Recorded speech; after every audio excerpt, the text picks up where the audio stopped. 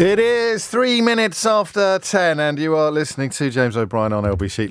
Can I just give you a quick warning? I'm not going to be able to read any messages that you send into the studio for about 10 minutes because my inbox has been hijacked by someone called Chris Moyles. You may be familiar with him. He was booked to appear on yesterday's programme to discuss the reunion of Oasis, and unfortunately he was overtaken by events and he was unable to accommodate the later time that we suggested for his appearance. So he has clearly spent much of his morning on Radio X, encouraging his listeners to bombard me with messages like, why do you hate Chris Moyles? And why do you hate Chris Moyles so much?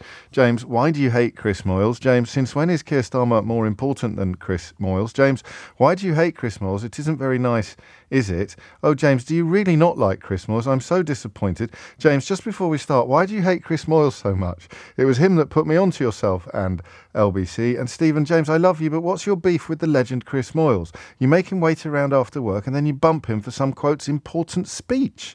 You know I love my two favourite shows. So I just to say that don't send any brilliant messages in until about, 10:15, because I'm not going to be able to see them. I'm being completely subsumed. I'm drowning in allegations of hating a man who I consider to be probably the second finest broadcaster of our generation. It's 5 minutes after 10. You are listening to James O'Brien on LBC. And I mean, we begin with what used to be, and or always will be perhaps, something of a hardy perennial for us, or even a greatest hit. I'm looking at footage of Keir Starmer in Germany. And first time he's sort of done the international statesman thing, sitting behind a shiny desk, signing documents, and using the phrase "turn the page" on Brexit. Keir Starmer talking about fixing broken relationships with our European neighbours, relationships that were broken by the Tories. And inflating the B word, bringing the B word back into political discourse, perhaps a little earlier than some of us expected, or even than some of us hoped. And yet, as Anand Menon said just in the news a moment ago, there's not a great deal he can do. I don't like doing every time I tell you that I don't like doing phone-ins that get filed under a certain question, the reason I'm telling you that is because I'm doing one, which means I do like them, which means I'm messing with you, frankly. I'm playing some sort of psychological game with you, because I do like doing phone-ins that get filed under the question of what's the point of. I just recognise that you can't do it every day because it sounds lazy. But what's the point of this trip to Germany for Keir Starmer? He's aiming to reset the UK's relationship with Europe. And so this is a weird morning, isn't it, for us? And by us, I mean people who have either come to realise or knew all along that leaving the European Union would be an act of absurdity, an act of epic ignorance. And if you haven't arrived at that position yet, then you're still more than welcome on the programme, even if you are a sort of Billy Bunch of numbers with a avatar of a bulldog in a Union flag vest. That's fine. Anti-woke, anti-EU, anti-WEF, anti-WHO, anti-ECHR, anti-RSVP, anti-bloody everything. That's fine too. I'm here to hopefully soothe your fevered brow and lead you to a place of calmness and peace. But I don't get this. I want Keir Starmer to... It doesn't keep me awake at night. I kind of realised during the last couple of years that any hopes... This is why I managed to upset everybody now on this subject, the Billy Bunch of numbers and the rejoiners, because I don't feel the fire in my belly that they do. I recognise the inevitability of restoring relations with the European Union on as close a footing as possible to the one that we had before, but I don't see it as being... I think Starmer has said we're not going to rejoin the European Union in my lifetime. His lifetime, not my lifetime. He's about 10 years older than me, probably a bit healthier, so it might be more or less the same ballpark. But that doesn't work for me. And then if you don't rejoin, then what can you do as a third country? What achievements can you make? If you're not going to go sort of EFTA, if you're not going to be like Switzerland, what can you actually do? So that is why, for once, I do think that perhaps the question we should be asking this morning is, what is the point of this trip? It's not going to please people who mourn the abolition of their own freedom of movement, or who recognise that becoming the first population in the history of humanity to literally vote to impose economic sanctions on itself, or who want to restore relations as much as possible, as soon as possible. I don't think it's going to please them very much. It gives some ammunition to, forgive me, it gives some ammunition to idiots who still don't, or who just hate foreigners so much that they'd rather be poorer. But that hasn't exactly worked out well in the context of immigration statistics, has it? But I guess that's the price you pay for being an idiot. So it's not going to please them either. And it doesn't please those of us who are sort of, conscious of the silliness of the whole project, but also conscious of I would call it the political impossibility of restoring relations to anything like the degree that rejoiners desire. And that's where I might be wrong, okay? It could be the first time I've been wrong about Brexit since 2016. The idea that actually this bit of the debate is a little bit more nuanced than I believe, than I kind of acknowledge.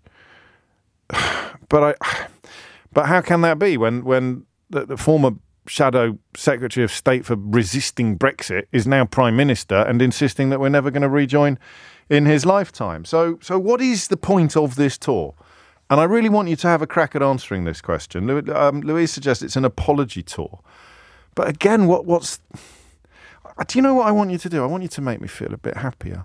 By 11 o'clock today, I want to think, oh yeah, that's a really good idea. Well done, Keir Starmer. That's a nice move. This is necessary.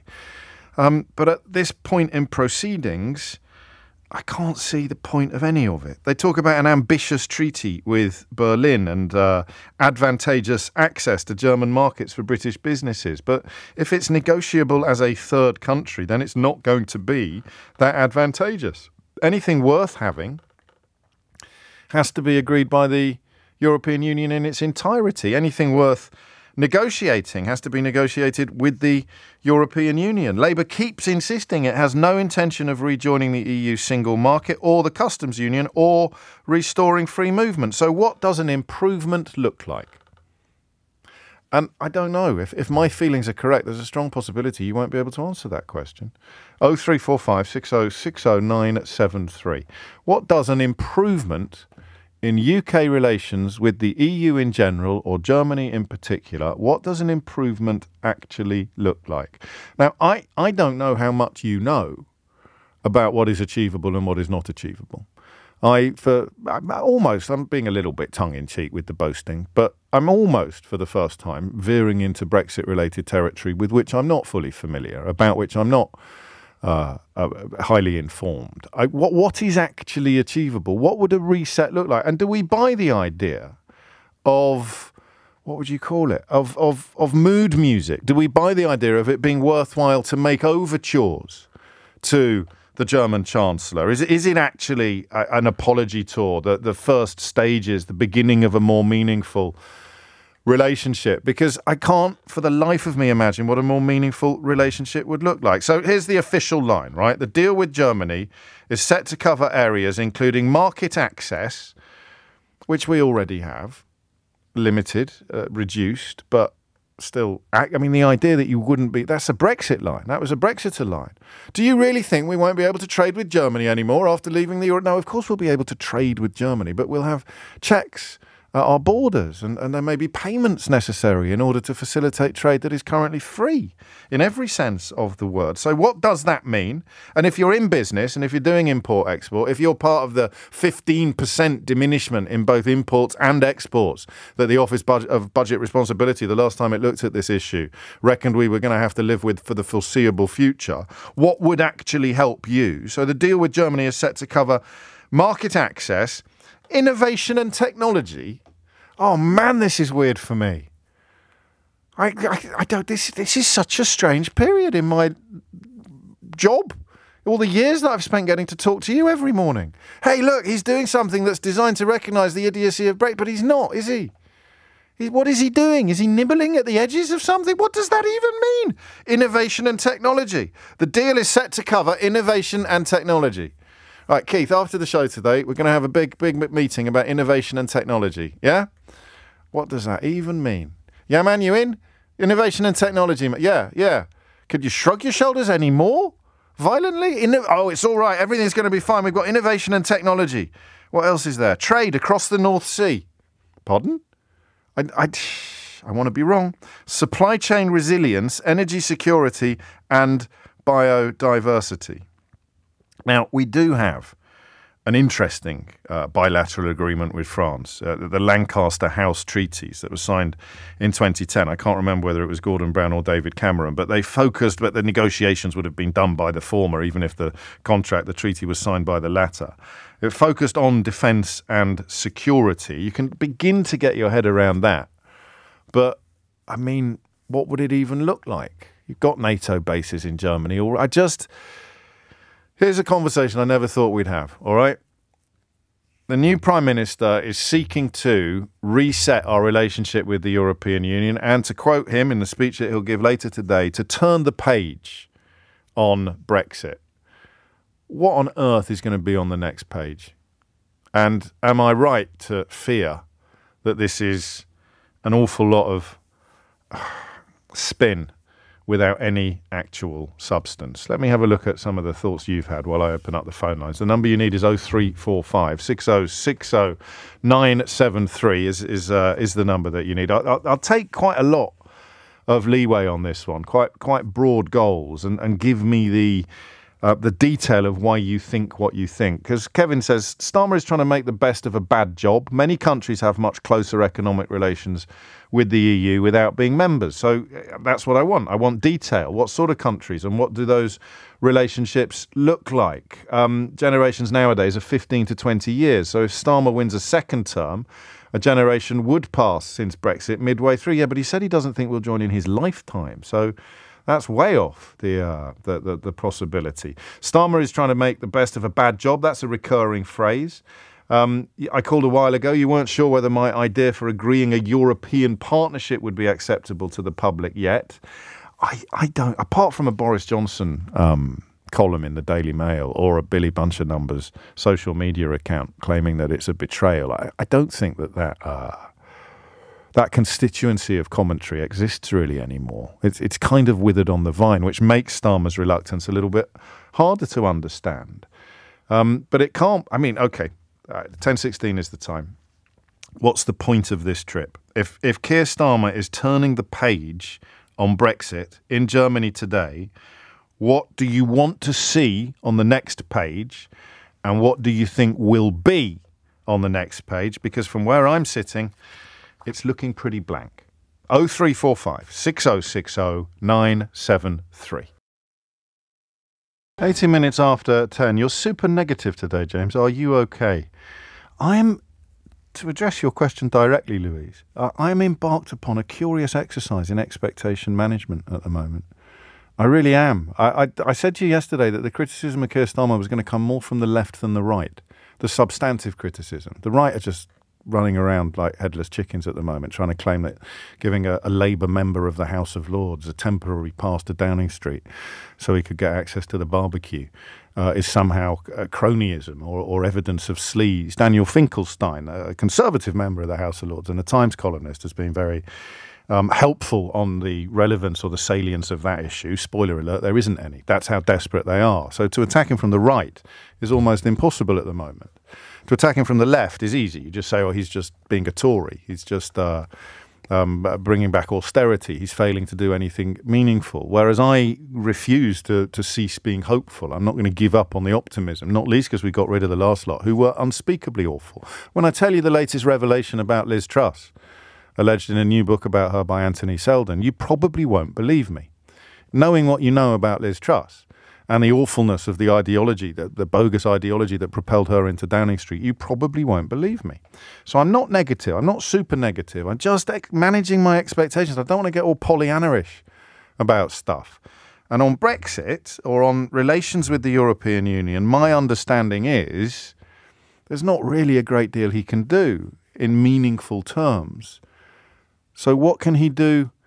I mean, the opposite of meaningful is meaningless. I don't want to ask that question. So what can he do in kind of unsubstantive terms, what is the point of this trip to Germany and the rhetoric about turning the page on Brexit and resetting relations? What is the point of it if there is so little that can actually be achieved in substantive terms? And by 11 o'clock today, I want to be more upbeat about this than I am right now. 0345 6060 973. Let's start in Germany. Ulf is there. Ulf, what do you reckon? Good morning. Well, Guten Morgen. Good morning. Well, actually, I don't feel much smarter than you do at the moment. I've been wondering what Keir Starmer has been up to with the German government for years. There is no European government with whom he has met up more often, and I still don't understand why. And how is this being reported in Germany? Very neutrally, nobody pays much attention to it. Keir Starmer is in Germany. They want to talk about this or that. That's about it. Nobody's getting very excited about it. But it's news. I mean, it's headline news, is it? It's on the telly and stuff. It wasn't on the telly last night. Okay. I watched the news. It might be today. You're listening to me instead, aren't you? So I can't really tell you off for that. It's a very important, very wise choice that you've made. But and it's a state visit by a foreign prime minister, so it will get the same level of coverage that a visit from Olaf Scholz to this country would get. But this is the opaqueness, the confusion is about what is likely to be achieved. I mean, if we don't know what's in it for the UK, it's even harder to answer what's in it for Germany.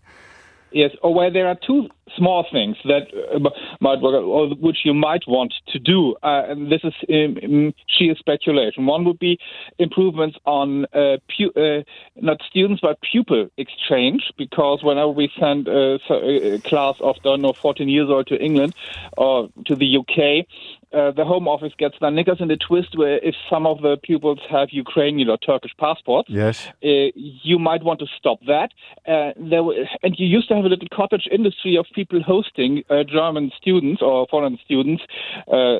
Yes, that's students. True. That's true. And that has died.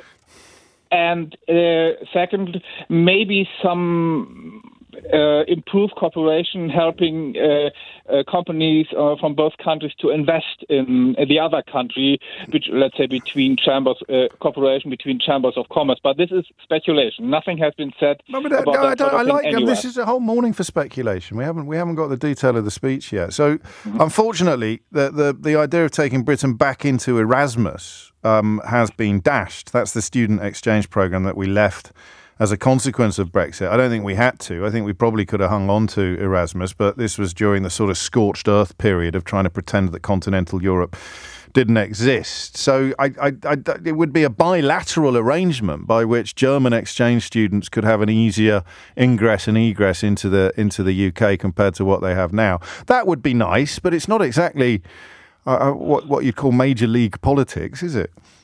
No, it isn't. Furthermore, you do not change your policy towards the EU by dealing with individual countries. No, well, this is the point that David Davis, shortly before he was appointed as Secretary of State for Brexit by Theresa May, failed to understand. When he said, we'll be in Berlin the morning after Brexit signing deals with the car companies and stuff. You can't do it. You can't sign deals. Meaningful trade deals with a member country without signing a meaningful trade deal with the whole union. Furthermore, even when it is technically possible, like on immigration, yes. it has the stench of divide and rule hovering around it, and we dislike that. Oh, do you think so? Do you think that other EU members might look at this askance? Or other third countries might look at this a bit askance? No, it's just the principle that we don't like being played for fools. And this divide and rule game is a national trait, not just a Tory trait. That's how you used to run your empire.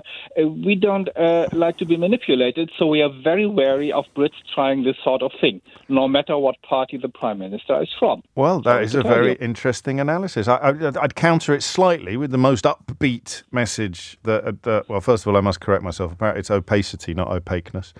My apology. You probably knew that, Ulf, didn't you? Nope. Mike says, Keir Starmer is promoting Britain and showing Europe that the nutters are no longer in charge. The Brexit thing is more for our benefit than theirs. That's quite clever. Well, we have noticed that there has been a change of government, and you don't convince us by talking nice, but by acting reasonably.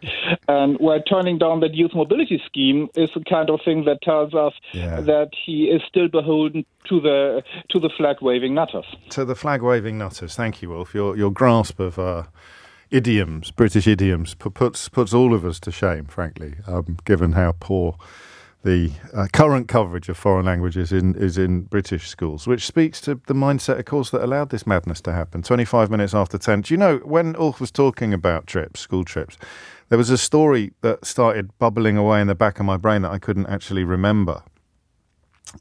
I mean, did you know that we will soon have, you probably don't know this, and if you don't, you probably won't believe me. Imagine a bus, right, where the passengers are cleared by French border officials into French territory, driving through the middle of Dover. A bit like what used to happen if you were travelling from West Germany through East Germany to West Berlin. So you'd be in a sealed coach, and you wouldn't be... That, according to Simon Calder, the doyen of travel reporters in the UK, is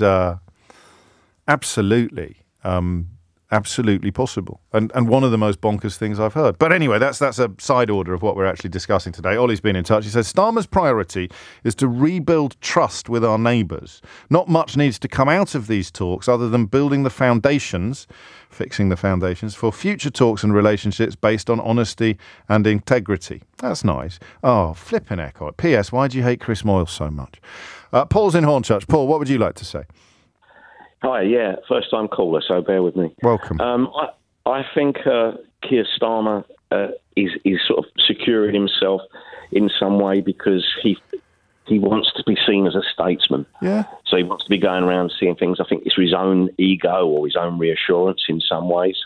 And I also think... You kind of want him... He wants to... I mean, it may be that. He doesn't seem a particularly egotistical politician, but I mean, we just had a German lecturing the UK on international relations, and Starmer is probably trying to reset the world in which that makes sense. He's telling them, look, we recognise the importance of these relations. We've had 3 prime ministers on the trot who've almost danced around the room boasting about how negative they are towards Europe. So I don't think it's entirely for his own gratification. Oh no, I don't think it's entirely. I think there is a little bit of insecurity with him. Maybe. So he wants to be seen as a statesman, but also I think he actually will get us to rejoin the EU in his lifetime, because he's prone to telling fibs. So I think that's what he really wants. Well, it's possible. I hope you're right. That would be a fib. I'd be more than delighted with. But I don't. And the phone-in that we must have at some point, and which we haven't had yet, is a bit difficult for me to have, actually. Perhaps my holiday cover could do it, which is whether or not there are enough crazy people out there still who would be cross with rapprochement, who would be cross with retrenchment or a kind of revision of relations. I can't believe it. I can't believe that we're actually breaking bread with the German Chancellor. I don't know how big that constituency is. I really don't. But I would love to know whether or not there is the fear that animated Starmer before the general election, the fear of being accused of a Brexit betrayal, or being accused of undoing things, or being accused of letting people down. I need a slightly broader base than Billy Bunch of numbers with the Bulldog avatar to work that out. I genuinely don't know. You'd get a Daily Mail column about it, or a Daily Mail, but the Daily Mail now in opposition is going to be even madder than it was in power. It's just desperately searching for things to tell its readers to get cross about today. Sheena says, why are you entertaining this rubbish? It's politics, not ego. Sheena, it's a phone-in show. Paul has just as much right to make his point as you have to make yours. And I don't think you can seek to become Prime Minister without having a slightly overdeveloped ego, or not overdeveloped, but well-developed, a slightly well-developed ego. And if there is a subject about which I'm qualified to talk, then well-developed egos would be very, very near the top of the list. Here's Thomas Watts with your headlines. 10:31 is the time. I'm trying to find that Liz Truss story for you. I've got it here, and it genuinely beggars belief. So, talking about trying to reset the mood music or persuade our European allies that the nutters, which is not a word you'd reach for too easily when discussing domestic politics, but I think on this occasion it works perfectly. Persuading our European allies, partners, neighbours, that the nutters are no longer in charge. Anthony Seldon's new biography. Actually, I'm not going to tell you. I'm going to leave you because what I'm going to do is tell you. I think it's the most disgusting thing I've read about a British politician in a very, very long time. It's an allegation in a book by Anthony Seldon, highly respected a political writer, former headmaster of various public schools, and it's a really good illustration of that thing I keep saying to you about give it a few months and we're going to look back on some of the stuff that went on between probably 2016 and 2024, and we're actually going to struggle to believe that it really happened. And this might be the finest example so far, but I'll give it to you shortly. 10:33 is the time. Desmond says, what the hell are Billy Bunter numbers? I take your point. These figures of speech that I throw around with gay abandon probably need a little bit of clarification. It's a Billy bunch of numbers. So on social media, Desmond, people who have like a name and then loads and loads of numbers are either sort of fake accounts or very, very strange accounts, often operated by racists. So when I say Billy bunch of numbers, it refers to someone who has a bunch of numbers as their username and an avatar, which is the photograph they put on their account of a bulldog in a Union flag jumper. And then they are anti-woke, anti-EU, anti-Islam, anti-immigration, anti-James O'Brien, anti-WEF, anti-WHO, anti-ECHR, anti-RSVP, anti-IMF. I mean, anti-everything. That's who I'm talking about. So I apologise, actually, genuinely, for being a bit presumptuous with some of these reference points. Back to the phones. 0345 6060973. Cheer me up. Cheer me up with regards to Keir Starmer's visit to Germany in pursuit of resetting Brexit, post-Brexit relations. And I think as a nod to Ulf, we should have a look at the way in which other European countries look at us currently. So when you hear that the UK Prime Minister, following fast upon Theresa May, Boris Johnson, Liz Truss and Rishi Sunak, the current UK Prime Minister is keen to restore and refresh relations with European countries, as a French person or a Spaniard, as a German or a Portuguese, or how does that actually have a little bit more oomph than perhaps we're currently feeling on this side of the English Channel? 10:34 is the time. Peter is in Sunderland. Peter, what would you like to say? Hi, James. Hello, I think that Keir Starmer, what he's doing is a good thing. It can only be a good thing to sort of get on good terms with our European neighbours again, can't it? Yes. But in terms of helping the country, I don't really think it does anything and can't do anything as long as we're outside the EU. Like you suggested at the beginning, they're not going to let someone outside the EU take stuff that you normally have to be a member to be in to get. Start cherry picking. Exactly that. Saying back in the limelight, and it cherry picking. They're just not going to allow it. It's as simple as that.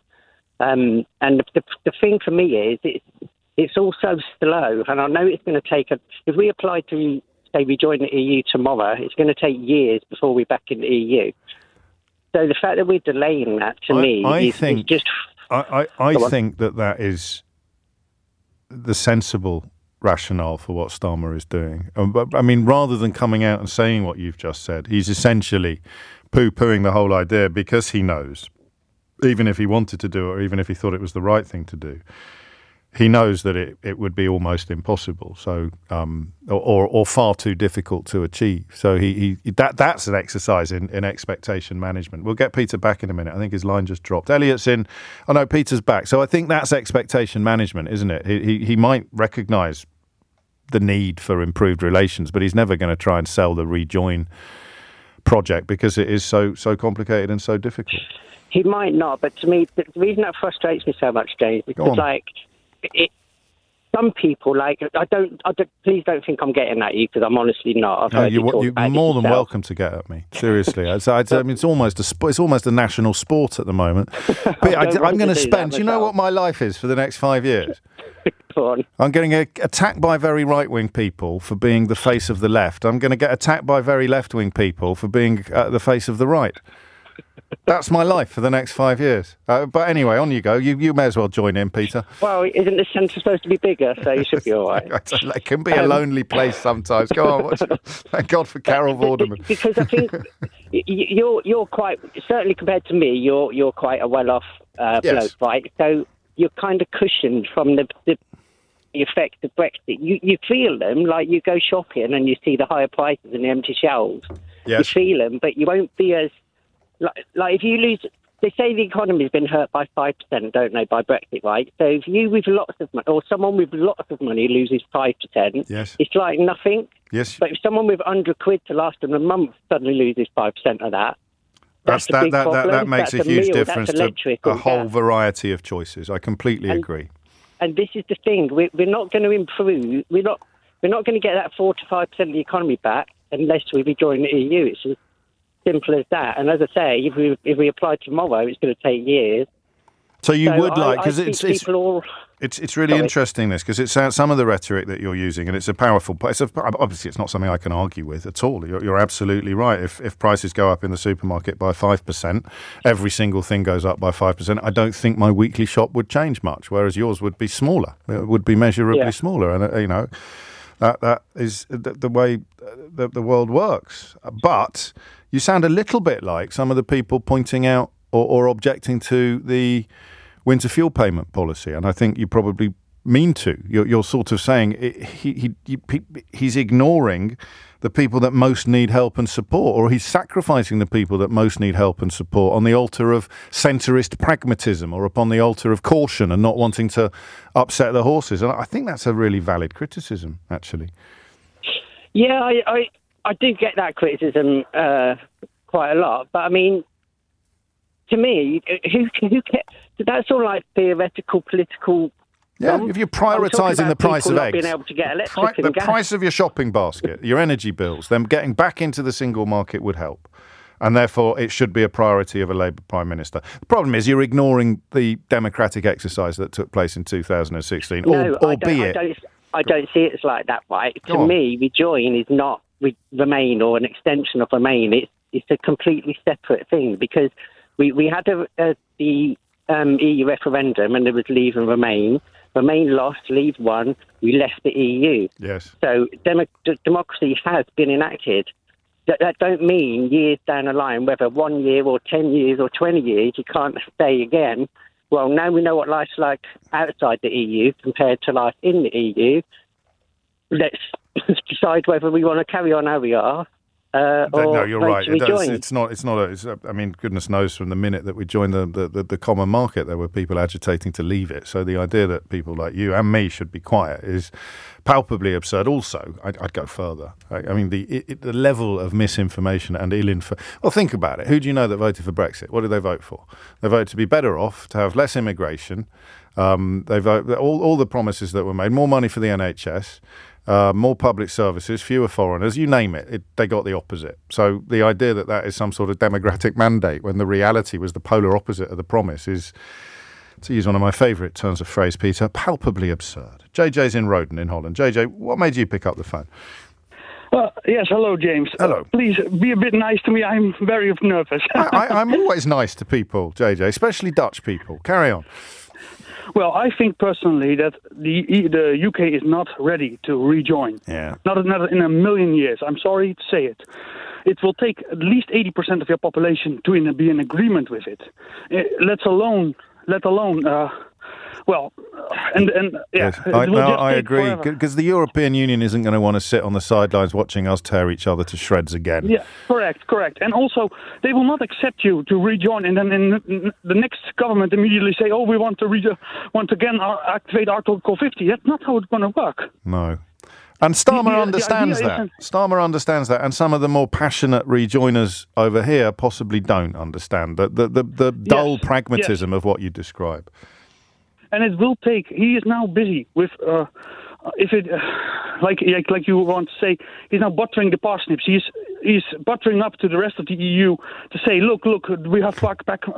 And does that work? But that's a worthwhile exercise, isn't it? To simply say the mad people are no longer in charge. He will have to acknowledge all previous made deals, because that's also a thing that they're currently discussing about. Yes. So they will have to show that they are ready to rejoin, to even start talking about those things. And what's up for grabs in the absence of rejoining? If he's ruled out single market and customs union, what are the prizes that he could bring back? I think the best thing he can do is get a basic agreements with the EU, and first, just to get your meat and everything across, just to keep your supply lines running, because Europe creates an enormous amount of food, and you do not. And that situation is likely to get worse in the foreseeable future, albeit that it also becomes an argument for improving food security and supporting our farmers even more. JJ, thank you. I don't know what you were nervous about. That was a really helpful contribution. And as with almost all conversations that we have about European relations, the fact that my switchboard often throbs with contributors from continental Europe is enormously gratifying. Just to clarify a couple of the things he alluded to. So you take the OBR, which did its last assessment, I think, in May of this year, when, of course, we had a pro-Brexit Conservative government. And the reason why George Osborne set up the OBR, March of this year, forgive me, set up the OBR was so that the Treasury would have independent advice, which is why Liz Truss hated it so much. So both exports and imports will be around 15% lower in the long run than if the UK had remained in the EU. I don't know what we can do about exports, but under JJ's analysis, we could certainly make imports a little bit easier than they currently are. I need a little bit of detail on that. I got a friend, as you know, great friend of mine, who's a brilliant greengrocer, one of the best greengrocers in the country. And the pallet situation, where once a truck would arrive with no paperwork, now he needs individual paperwork almost for every individual tomato. I exaggerate slightly, but only slightly. So that's a 15% hit. Some of the other stuff that gets glossed over, and Kemi Badenoch, currently, of course, a front runner for the leadership of the Conservative Party. This is also from the OBR. New trade deals with non-EU countries will not have a material impact, and any effect will be gradual. This is because the deals concluded to date either replicate or roll over deals that the UK already benefited from as an EU member state, or do not have a material impact on our forecast. An example of the former is the UK-Japan Comprehensive Economic Partnership Agreement. And on it goes. I mean, the way that the right-wing media sought to persuade it propelled Liz Truss all the way to Downing Street, pretending that the things she was signing were special or benefits of Brexit, as opposed to, at the very best, being facsimiles. Or slightly diminished copy and paste jobs. So this is going on. This is why restoring relations is probably a good thing. And I probably should give you the Liz Truss story now, because I've been teasing you for so long. Anthony Seldon's biography of Liz Truss alleges that her and her aides considered, and I'm going to quote this now, stopping cancer treatment on the NHS as a way of filling the financial black hole that some Tories, of course, are still denying exists. Sir Anthony says a group of Miss Truss's Tory aides met to discuss the issue. One of her senior advisers, Alex Boyd, was told that Truss and Kwarteng were thinking they could still sort out the black hole with severe cuts. We've been told that they're looking at stopping cancer treatment on the NHS. Mr. Boyd's response was to ask, is she serious, writes Sir Anthony, while other aides said she had, quotes, lost the plot. She's shouting at everyone that we've got to find the money. When we tell her it can't be done, she shouts back, it's not true, the money is there, you go and find it. That's the report in The Independent on the biography of Liz Truss by Sir Anthony Seldon. And speaking to The Independent, Kwasi Kwarteng said, I wasn't involved in any conversations about restricting healthcare, but that doesn't mean the Prime Minister and her team didn't discuss this. That is the sound of someone being slowly inserted under the wheels of a moving bus, isn't it? I wasn't involved in any conversations about, brackets, stopping cancer treatment to alleviate some of the financial idiocy we'd inflicted upon the entire nation, close brackets. But that doesn't mean the Prime Minister and her team didn't discuss this. So I don't want to turn into a stuck record. But please, at least for now, maybe until Christmas, spare me the nonsense that the current Prime Minister is just a reiteration of what has gone before. Liz Truss reportedly considering the cessation of cancer treatment on the NHS as a way of filling a financial black hole of her own digging. 10:49 is the time. My inbox seems to have recovered from the bombardment of Chris Moyles fans berating me for dropping him from the programme yesterday in order to discuss a speech by the actual Prime Minister. For example, I'm getting really top quality content through now. This, for example, from Stephen. Hi, James. Read this, please. Regards, Stephen from Birkenhead. There you go, Stephen. Your wish is my command. Back to Brexit. And a growing sense that Keir Starmer isn't wasting your time or his by going to Berlin, going to Germany today to reset relations, albeit that there's not an awful lot he can do. The biggest thing he can do is demonstrate that to quote Mike earlier, the nutters are no longer in charge. Or to quote Matt, it's a small step in the right direction, but it's in the right direction. And Pete picks up on the single step theme and writes, every journey starts with a single step, James. That's Pete from Accrington. Sahara is in Leicester. Sahara, what would you like to say? Hi, James. Hello. It was just, basically about Keir's speech and what the visit to Germany and just the whole Brexit conversation. I think Brexit, people voted leave. Well, the vote was leave. Yes. We left. That should stay that way because democracy is democracy. You can't go, changing it because you don't like the result. Otherwise, it's kind of, you have to stick to the rules of democracy. That's my view on it. We voted to kneecap ourselves, and therefore we will kneecap ourselves. Yes, exactly. Yeah, whether it was based on misinformation or more likely disinformation is beside the point. That was the result. No, there was an awful lot of racism as well. Don't forget Nigel Farage's role in I should mention I'm black as well. So, But it's absolutely based on racism. I wasn't in the country at the time, so I didn't vote. I was living abroad, so I didn't vote anyway. And I just think, there was. I think that's happened. And for Keir to go to Germany and try and repair relations, it's necessary. Like people are like the dire situations that people are in the country at the moment. It's not solely due to Brexit, but I'd say it's heavily because of it. And I think it would be the first time I've really heard him say that. I think if he does say that, and Aggie Chambray, our political correspondent, will be following the speech very closely and bringing us the details shortly afterwards. He talked yesterday about a £22 billion fiscal black hole without once mentioning that Brexit was a contributor to diminishment in trade and that, the growth figures aren't bad at the moment, but they would be, according to every expert analysis, they would be much better if we hadn't left the European Union, if we hadn't left the single market and the customs union. So for him to acknowledge that Brexit has caused problems without really having a detailed plan on how to fix those problems is actually, it might not sound or feel immediately like progress, but it is progress, isn't it? Yeah, definitely. And that's the thing, like so many people, this country is so negative, like everyone just focuses on the negatives and like, there's a thing of what you find, and it's, I think it kind of mimics something you said yesterday. I think it was yesterday, but it's the kind of whether you're the party that you voted for is in charge. Yeah. Ultimately, you should want the country to succeed. There's nothing negative about acknowledging the problems. That's honesty. That's realism. But we had 2 or 3 hours when Rishi Sunak became Prime Minister of thinking that he was serious. He was genuine when he talked about the need to restore integrity, professionalism, and accountability. And I think it was a patriotic duty almost to wish him well with that mission. Yeah. And then, of course, he put Suella Braverman back in the Home Office, and we knew he was at least as bad as his 2 predecessors. But those 2 hours were lovely. Yeah. Yeah, well, yeah. That's what I said yesterday, Keir Starmer. If you don't want him to get Britain back on its feet, then you don't like Britain.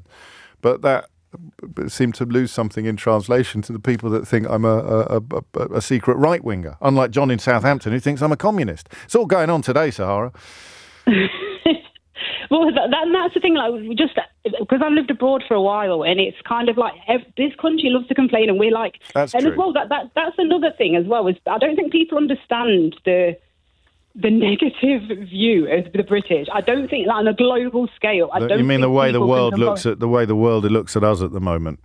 Well, not even at the moment, but just generally, historically, we've not exactly it's not great. And that's why we have to keep leaving international institutions. Exactly. They keep saying mean things about us. It'll be NATO next. We're coming out of the European Convention on Human Rights. We've come out of the European Union. We should leave the World Health Organization. This sounds like a Reform UK Limited manifesto.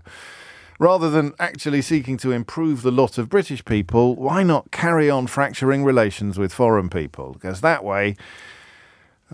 victory lies. Sahara, thank you. Another brilliant text coming in the post-Chris Moyles invasion. This is from Andrew, who's in Penzance. He writes, "Hi, James. Please don't read this message out. Thanks." Gary's in Sevenoaks. Gary, what would you like to say? Morning, James. Hello, Gary. I don't remember a Conservative Prime Minister, of which there have been numerous recently. So too many to mention. Exactly. I've forgotten some. Going to Germany to meet with the Chancellor. Certainly not as their first visit after being, given the job. Yeah. I think, therefore, and the only one I can remember sort of being significant was Theresa May's hand-holding visit with Mr. Trump. Oh, that was awful. Yeah, wasn't it? So I think he's making a statement via that, and I think as well he's testing the water with the likes of you and others announcing this and saying, what do people think? I think he's putting his toe in the water. I think he's saying, if I was to start this conversation, where do you want it to go? What is the reaction of the British public in me meeting with Germany as my first, major visit as British Prime Minister? So it is about. I don't like the phrase mood music, but that is what it's about. It's about resetting relations, not in an emotional sense, but in an intellectual sense, as opposed to a fiscal or an economic sense. Yeah, and I think it's been left broad because he wants to see there's no set agenda. He's not talking about trade specifically. He's not talking about immigration. He's not talking about one specific subject. He's going in and saying, I want to reset. I want to have a open conversation. Let's put our feet out there and see what happens. And adjust ourselves accordingly moving forward. So you would dismiss my criticism or my sort of, I don't know what the word would be, my mockery of the relatively hollow phrases that are deployed to talk about the things he's going to fix. Technology and innovation. That's a bit like saying, I'm going to improve apple pie recipes. Technology and innovation. But that's not the point. The point is, here I am. And things are changing. And you can have more faith in the future than you had in the past. And I think it's for benefit of Germany here is the first visit by the new British Prime Minister. That's something that they can promote and say, we want to look to build our relationship back up with them. It gives them an out. It gives them a sort of not an out, gives them a reason to publicise and say as well. I mean, it's interesting that, he didn't pick any of the other major European countries. France might have been one that might have been more... Macron's too busy trying to sustain some semblance of stability, not with a great deal of success. And also, we've got the treaty with France that was signed in 2010. So even as we sit here saying it's more about mood music than substance, there's an example of where the substance might come from. To sign something similar to the Lancaster treaties with Germany would be progress. It would be an improvement. So you like it. So I like this. I should do this more often. I come on air miserable and the callers cheer me up. It used to be the other way around. I think if he'd gone in there and said, right, we're going to go and talk about one thing, then, I'd probably be more critical. But actually, because he's going in with an open agenda, I'm like, go for it. There we go. No, there you're on. So we shall see how it gets reported yesterday. But to be honest, the Daily Mail has already gone so mad that we'll be looking at what the Times does, perhaps, what the BBC does, what we do on this programme, what my callers say. That's something which governments are increasingly concerned about, even the ones that we spend our lives castigating. But if you think I'm exaggerating about the Daily Mail, try this for size. Front page, shield your savings, pension and property from Labour's budget of pain. It's on the front page. Finally, Starmer comes clean. He'll soak the middle class. Sterling High mocks Keir's claims. If a Conservative Prime Minister gives a speech and Sterling goes up, that's proof how brilliant the speech was and what a brilliant Prime Minister is. When a Labour Prime Minister gives a speech and Sterling goes up, that's proof that the Labour Prime Minister is a wrong-un and that no one can believe a word that he says. I'm just translating the Daily Mail for you. So that's page 1 and indeed page 2. You get to page 6. Honest Keir stays silent on cronyism. You heard the speech yesterday when he was asked about alleged cronyism and dealt with the questions very adroitly. questions about a Labour lord having a pass to Downing Street temporarily while he was helping to organise a party for fellow donors to the Labour Party, of which he has been a member for decades. Oh, down with that sort of thing. Let's put a 29-year-old woman in the House of Lords and the son of a KGB spy. So that is another translation of the Daily Mail. Given his tetchy response, will Starmer pay for his own wife fronts in the future? Quentin Letts demonstrating a rather curious level of interest in the Prime Minister's underwear, which is, again, a slightly odd and unhinged departure. Andrew Neil, a brazen mix of flummery, flannel and falsehood. It's not his CV. It's the headline on an article that he's written for the Daily Mail. I mean, talk about obsessed. So I don't think anyone really cares what they make of a visit to Germany to restore relations. It's what the rest of us make of it. And after an hour, I think we're a lot more upbeat than we were at the beginning, aren't we? I'll end with this thought, which has come in from Mikey. He says, James, is the Daily Mail the Father Jack of newspapers? 3 minutes after 11 is the time. One of the Farage rioters who has been jailed, a man called Warren Gilchrist, is now serving time for his role in that disorder. Starmer kept calling it disorder yesterday, didn't he? Our friends at Hope Not Hate have reported overnight that we knew he had dozens of previous convictions, this character. He was the one that filmed a mob attacking a man for being black in Manchester in 2024. We knew that he had previous convictions, including sexual offences against children under the age of 13, and he even shouted, "Save our kids," as he was encouraging people to stamp on the man's head. Hope Not Hate can also reveal that he was previously active with Britain First, and they have photographs to prove it. So, once again, these are the people who took advantage of that deliberate incitement, that terrible misinformation, with one sitting MP claiming that he relied upon Andrew Tate's Twitter feed for his information about what was going on in the United Kingdom, a man currently facing trial on all manner of hideous charges in Romania. I mean, who wouldn't? Well, I think nobody would, actually, except the current MP for Clacton. But there is another example of the kind of character that was supposedly standing up for patriotic interests and protecting British children, a man with previous convictions, including sexual offences against children under the age of 13 and a history of activity with Britain First. 4 minutes after 11 is the time. I'm going to do something completely different now. Completely different. And it's oddly, and this might sound a little bit strange, but it's one of my favourite subjects that we've ever done together on the programme, because it speaks to so many different emotions and factors. We came close to doing it about 2 months ago, maybe less than that, when Joe Biden's age-related fragility was becoming impossible to ignore. I don't, for the record, think that it was necessarily fair the way that story unfolded, but I think it was positive. I think it was good, as you can see from the bounce that Kamala Harris is currently enjoying. But, I mean, if you want to look at cognitive decline, look no further than Donald Trump, some of whose recent outbursts and exploits have been much worse than anything that Joe Biden was ever filmed doing. But, you know, once again, the unbent media doesn't know how to report on a bent politician, while the bent media pretends there's absolutely nothing wrong with him. Outfits like the New York Times try to sort of both sides everything, fact-checking Kamala Harris's speech, while just keeping count of all the lies in Donald Trump's. That's a very good point, Gary. Is it really your favourite topic, James? Are you going to be talking about yourself for a whole hour? I nearly talked about this when we were talking about Joe Biden, because the best way for you and me to understand the challenge that senior members of the Democrat Party in America faced was to think about telling someone we love that they had to stop doing something they loved because of their age, because of their cognitive decline. And it is to that territory that we're led today by the story of a 96-year-old woman who lost control of her car, killed another pensioner, seriously injured another person, and as a consequence of that, she could face prison. It's a hideous story, a heartbreaking story, and it's pretty clear that she shouldn't have been behind the wheel of the car at all.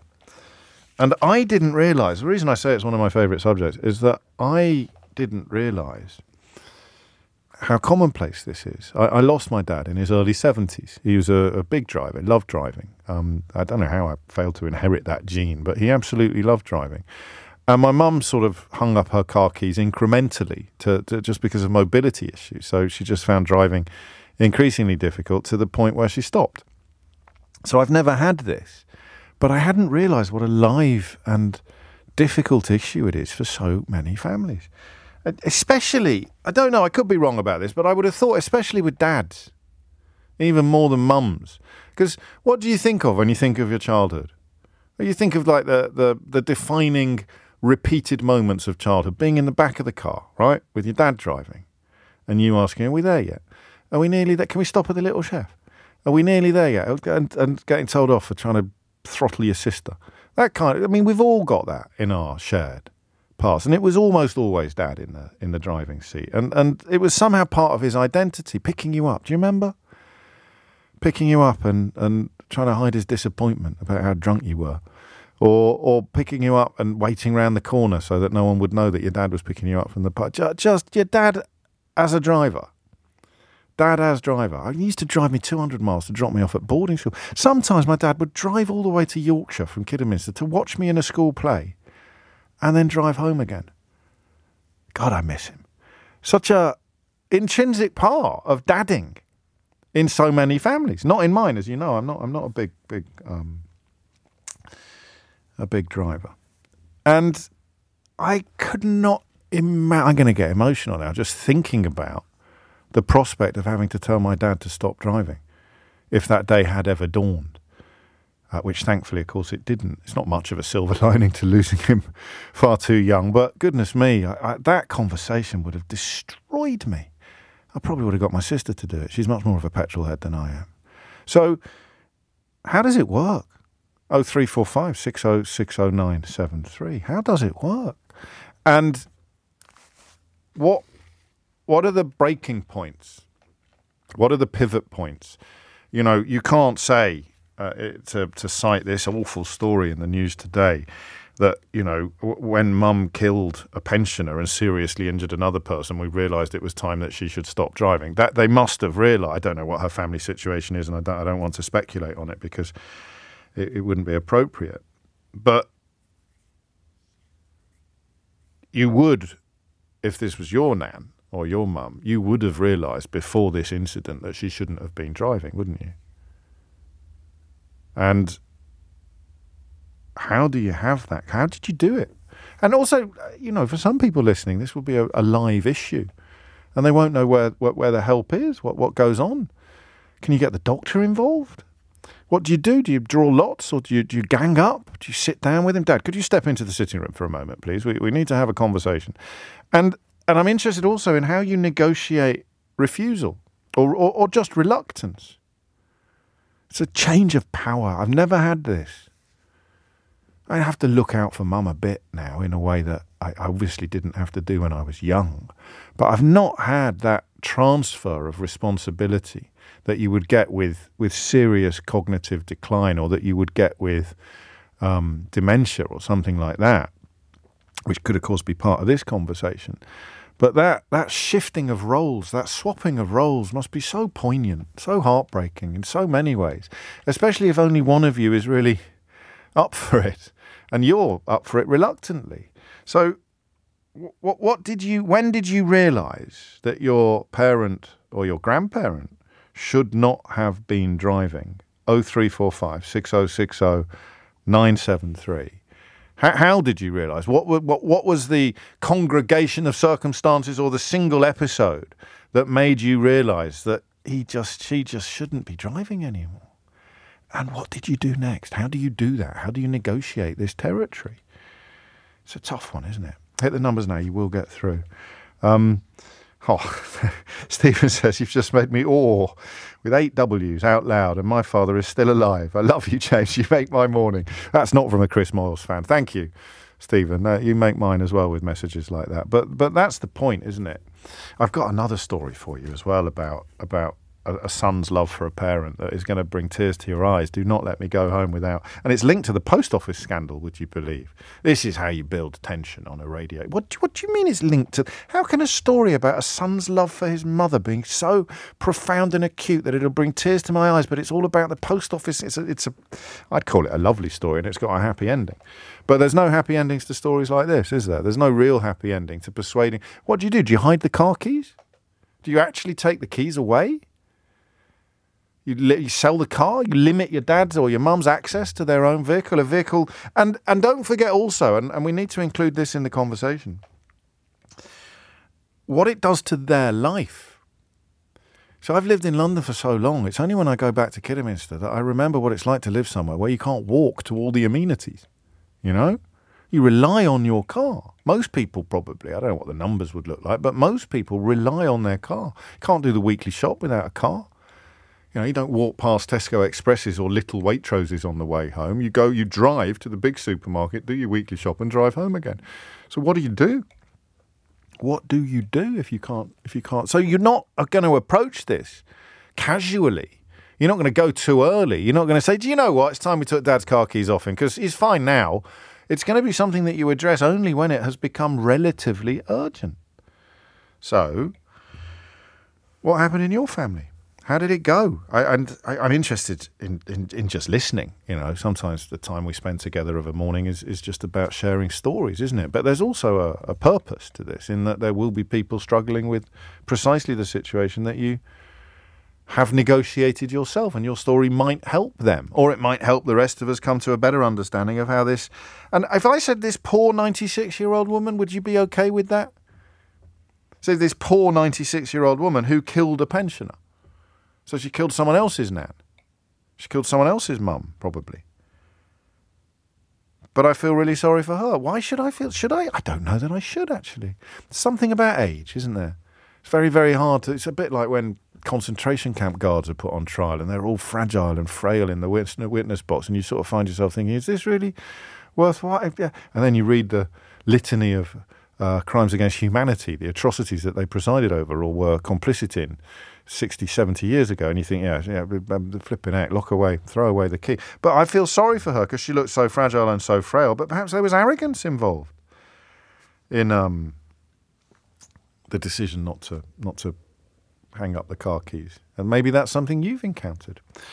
It's coming up to 11:15. You're listening to James O'Brien on LBC, where I'm just coming perilously close to asking the immortal question that defines this programme on so many occasions. What was it like?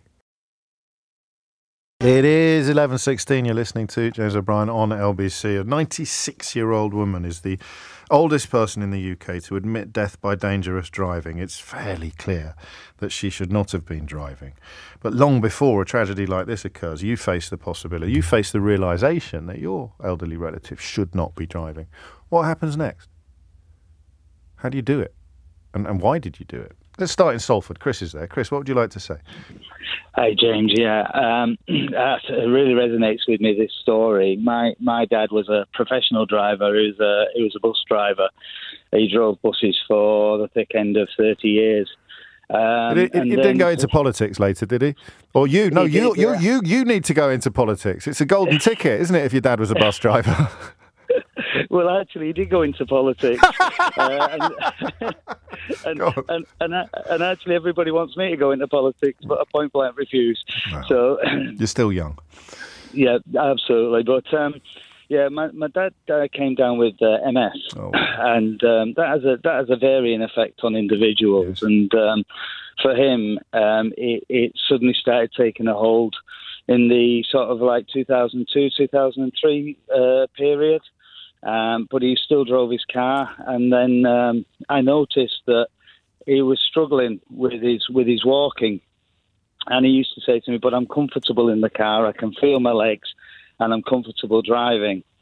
And he'd driven, bear in mind, for 30 years. So you're telling a man who's a professional driver and respected for what he did, having to tell him that I didn't think it was a good idea he should drive anymore, and. That was just, I was sat down at his house and he was telling me about a little bump he'd had. Right. And I said to him, and it just came out of my mouth, really. I didn't prepare for it, and I think I maybe should have prepared for it. And I just came out of my mouth and said, "Don't you think it's time to stop then?" And the look he gave me, and this is a man who I absolutely revere and revered all his life. He was my mentor, my great influence, my best friend. And the look he gave me that day haunts me now. Oh, mate. I knew this was going to be emotional. I didn't know it was going to kick in quite so hard, quite so quickly, because it was the first time he'd ever looked at you with... What are we talking about, Chris? Disdain? Disdain, yeah. The fact that I'd questioned his ability to drive. You're questioning more than that, aren't you? You're almost questioning his status as your dad in a way, because it's hang on a minute. I'm the one that gives you advice. Correct. I'm the one that tells you to give your head a wobble or to wind your neck in. It's not the other way around. Was that the end of it? Yeah. In many respects, I left the house that day Chris. utterly destroyed. Oh, mate. But within a week and a half, he'd sold the car. Oh, really? He'd stopped driving. So you got through to him then? Yeah. He just didn't want to hear it. And everything was good. You restored relations. You were like Keir Starmer and Olaf Schultz, restoring relations at 100 miles an hour. Yeah, it was amazing, actually. But I think because his love for me was such that I think, having reflected on it, he realised that I was right and that he needed to stop driving for his own well-being as much as anything. He sounds like a great man. He sounds like, because we all, in the moment, if he'd never contemplated that before, you raised the issue, it's the first time he'd ever thought of it, his gut reflex reaction was rejection. And that looked like rejection of you, but it wasn't. It was rejection of what you were suggesting. But then he sat with it. He sat with it for a few days and realised his boy was right. Yeah. Yeah. It's a lovely story, that, actually, and I'm so glad that you shared it with us. So there is encouragement for people that are struggling. It won't always be like that. Chris, you take care, mate, because Marianne talks about, in my experience, it doesn't work, James. My normally mild-mannered father-in-law would turn into an unrecognisable screaming monster whenever we tried to broach this subject. He threatened to take us out of his will. He had been told not to drive by hospital opticians and the doctor, but he lied all the time, telling them that he wasn't driving. He was 93 at this point. It was a nightmare and blighted our relationship in the last year of his life. I reflect on it often because apart from that, he was the best dad and grandfather you could ever wish for. But his independence was quite simply something he was not prepared to give up. And Moya speaks directly to Chris, who was on a moment ago, when she writes, "The fact that your lovely dad sold his car shows just how valuable your opinions were to him and how much respect he had for you." I couldn't agree more. Claudia is in Walsall. Claudia, what would you like to say? Hiya, I'm a bit nervous, so I'm sorry in advance. It's only me, and never apologise when you come on this programme. Carry on. So my dad is currently 56. He was diagnosed with frontotemporal dementia when he was 48. Oh.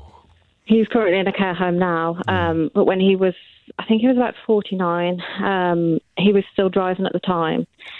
And we ended up, when we would go to see him, he ended up having all of his tyres curbed and the side of his car would be scratched. Right. And we ended up finding out that it was him doing it when he was parking the car or wherever he was going. So we had to try and broach the subject of obviously him stopping driving. And obviously with his dementia, he was very much in denial. Yes. If that makes sense. Of course it does. So we ended up having to hide the keys and sort of distract him whenever he wanted to talk about the car or go into the car. We'd end up having to just hope that he forgot he had a car almost. Or he did in the end. It took about a month or 2 months or so. I don't know whether it's bad to say really, but we're lucky in that sense that because it's such a quick disease that he's got. He ended up forgetting that so quickly. Yeah. If that makes sense. We didn't have to. That's why I asked. I didn't want to suggest that it was a sort of a bonus of the terrible condition, but in a way, that's what you're kind of nodding at? Is it because if his memory wasn't being so badly affected, you probably would have had to take a further step, or you'd have had to have gone a little bit further. So when you asked him about the scratches and things like that, what would he say? He would just not understand. His behaviour was very different. It's not like a normal dementia. It's very much the only way I can describe it is he turns into a 6-year-old. He's very childish. He finds everything really hilariously funny that a child would, and it's really like jarring at times, obviously. But he wouldn't understand what you were saying to him. So we would say, "Dad, how did you get the scratches on the side of your car?" And he'd be like, "What scratches? What do you mean? It's fine." And then he'd completely change the subject to something completely different. He'd put on, I don't know, Abbot, that he's never listened to Abbot in his whole life, but he'd put Abbot on and stuff like that. It was hard to get through to him, obviously, at times. Of course. And he'd sometimes, presumably, you'd have little moments before the final removal of mobility. There'd be times he just sort of forgot that he wasn't supposed to do things and tried to drive away or tried to get in the car. Yeah. But the reason why he's in a care home so early is because he would just leave the house and just, we wouldn't know where he was. It was like the middle of Birmingham. He would nor would he. be walking. Yeah, and we'd have to be driving around at like 2 o'clock in the morning to try and find him. It was terrifying because obviously you don't know what's out there, and he would talk to literally anybody, and he would just say really random things.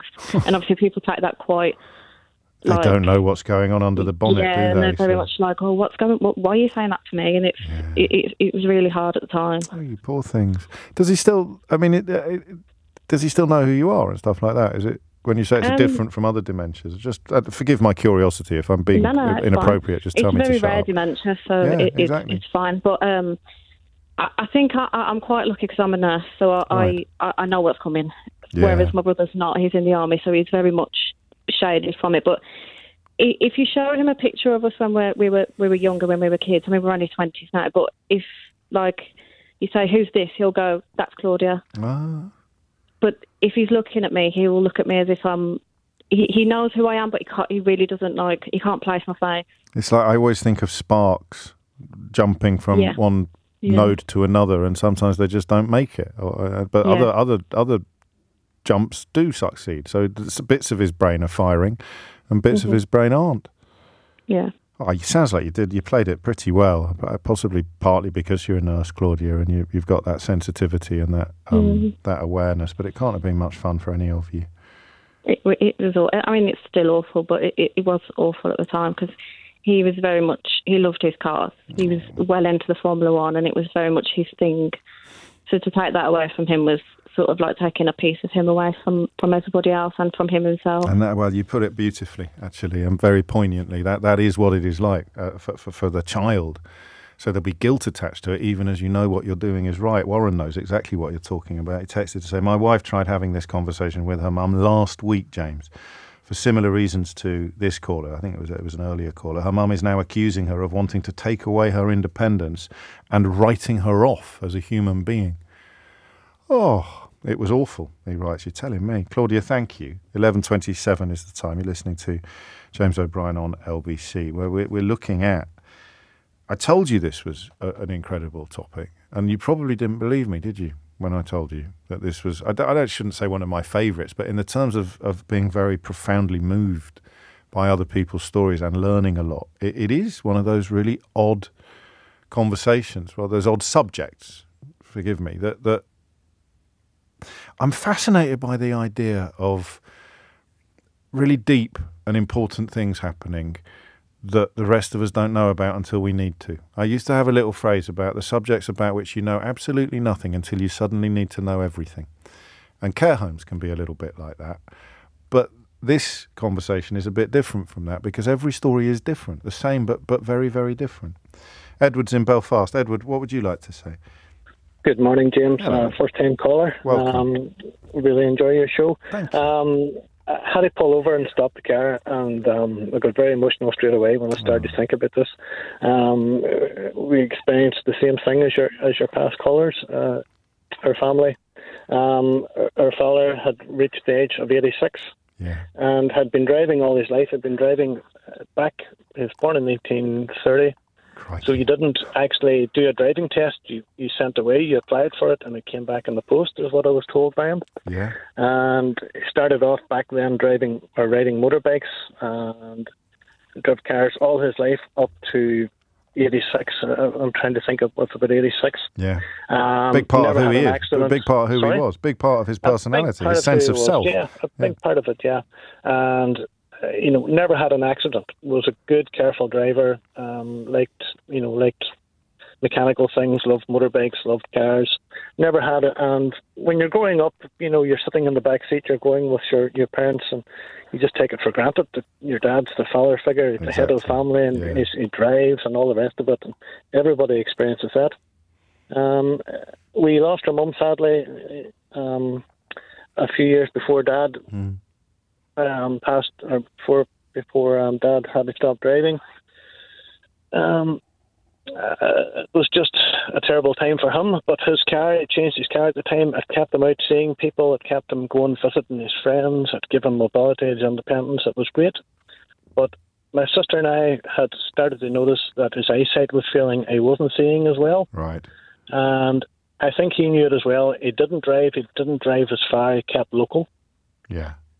But even that. My sister was terrified. She was really terrified. I secretly hadn't said anything. I was terrified. Sure. We were sort of not saying the inevitable, but my sister rang me one night. She says, "You're going to have to speak to Dad. You're going to have to." Why did she volunteered you? Did she for this job? Yeah, yeah.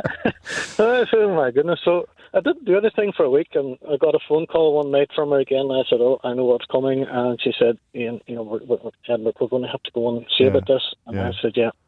So I said, "Can you come and collect me?" So she came and collected me. That was fine. I went up to the house, and I still didn't know what we were going to say. And I went into the house. Dad's very placid, very calm man. I said, "I need a lend of your car." Oh, well played. Yeah. Yeah. I said, "I'm having trouble with my car." And she said, "You've got two cars." And I said, "Well, I want to drive all the time. Yeah. I'm having trouble." I said, "Take it with you." So he was very accepting, and was very good for her. And he said, "Take it with you for as long as you need." I said, "Okay." So I said, "Well, I'll be up at the weekend." I always took him out on a Friday evening for his dinner and his tea. Nice, yeah. Because he was on his own. So took him out for his tea. I said, "I'll bring your car up and we'll take it out." And I drove it. And he said, we were sitting having our dinner that night in the restaurant. And he just looked at me and he said, "You did the right thing." Oh, boy. And I said, "What do you mean we did the right thing?" He said, "I think you did the right thing taking the car." And that gave me an opening. Then obviously I said, "Well, I blamed my sister actually. She's really worried." She knew exactly what you were up to, the pair of you. Yeah. Oh, that's lovely. So we got round it. Oh, that's lovely. That's lovely. So what was the plan, though, Edward? What was the actual plan if your dad hadn't said that night? Were you just not going to return the car? Was that you're going to go and park it up on bricks somewhere? Yeah, exactly. And we kept the car. It was a new car, and I said, "Listen, I can keep the car here, or we can keep it." And he says, "Well, leave it here, or take it home." But with he you. He knew that was and, it.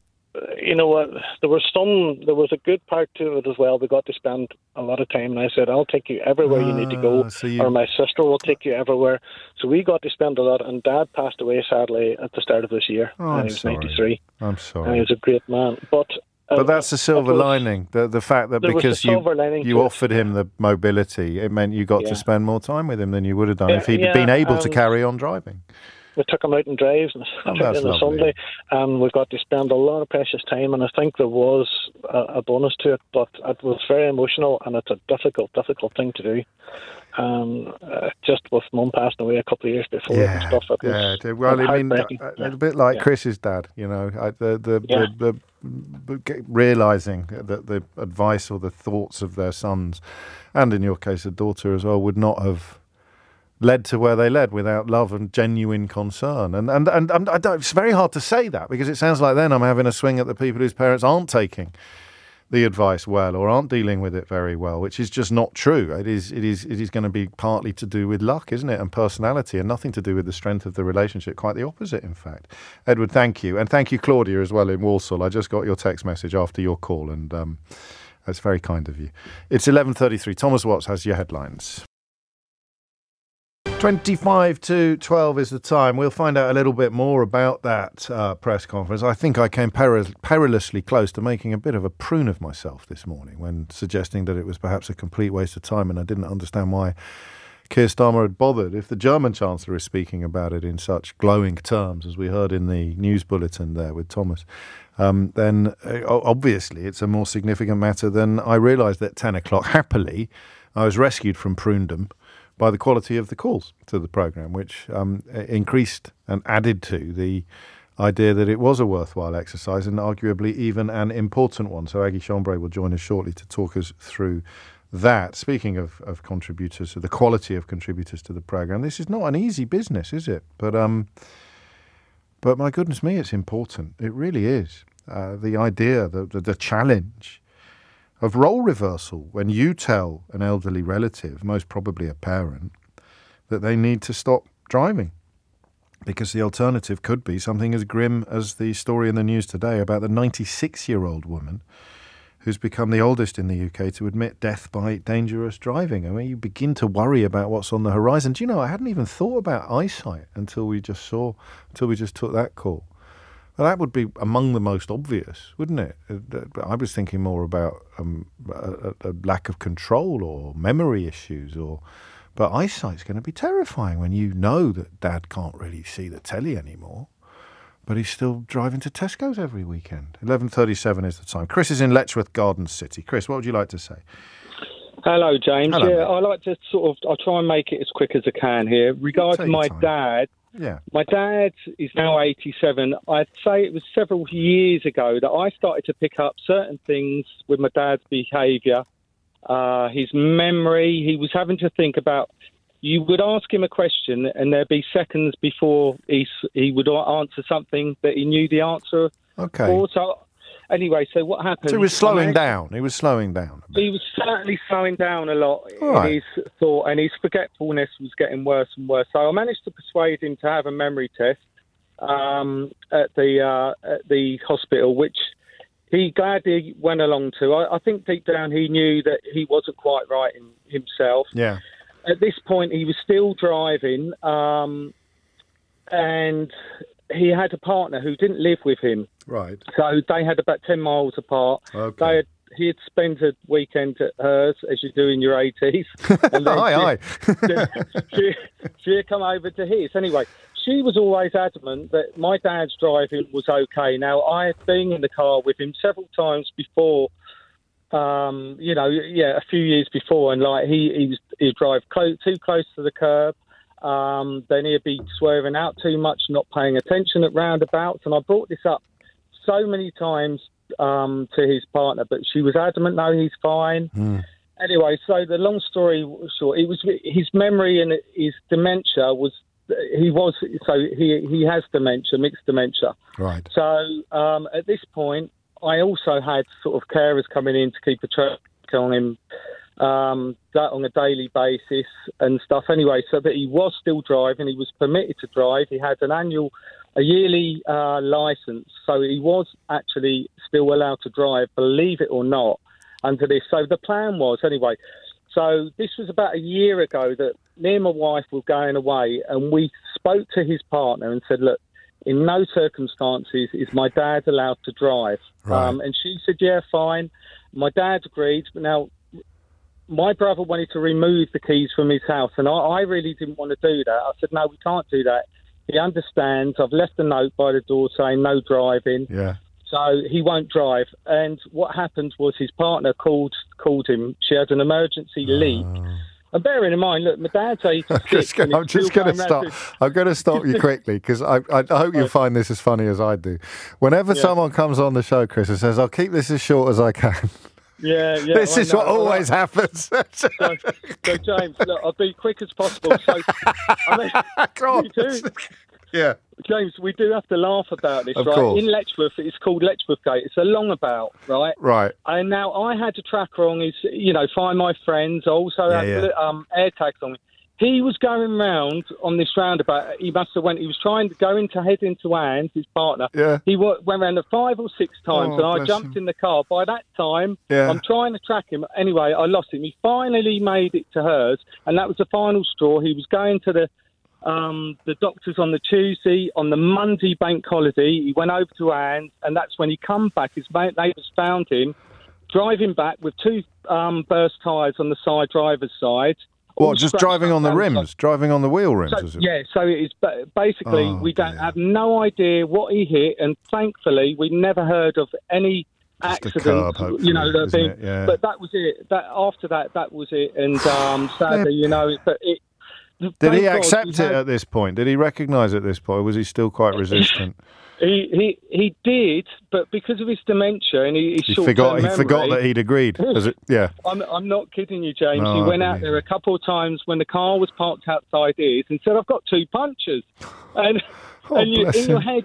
In your head, you're going, okay, right, we're going to go over this story again. Yeah. And he was quite shocked every time. I don't believe that, my advice to anyone who suspects that their parents shouldn't be driving, I don't think anyone in their 80s should be driving at least anyway. But I disagree with that, because, Gus is in Wallington. Mm-hmm. He's 93 years old. He does an Institute of Advanced Motorists senior driving assessment every year. He's got another one tomorrow. Good luck, Gus. Yeah, so there you go. Maybe something else. Horses for courses, isn't it? But it was time. It was clear your dad had run out of road. What? Yeah, so there you go. That's a great story, and I'm glad it had a happy ending, albeit with a couple of wobbles in the middle. What happened with the leak? What happened with the leak, Chris? On his car? No, the leak at Anne's. Was it a leak? Was it? Yeah, it was a leak, sorry. I was going to say, because it weren't just his wheels, his engine light was leaking and everything. Oh, no, I don't know. I'm going to have to ask her about that one, aren't I? Still there. She's probably up to her waist in water now out of the dishwasher. God.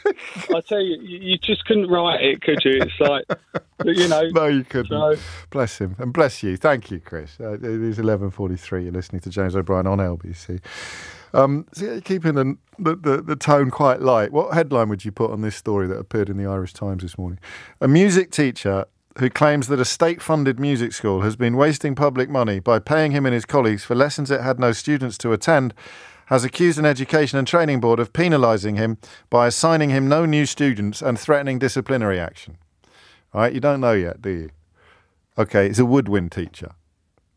Okay, he teaches probably the best-known woodwind instrument of them all.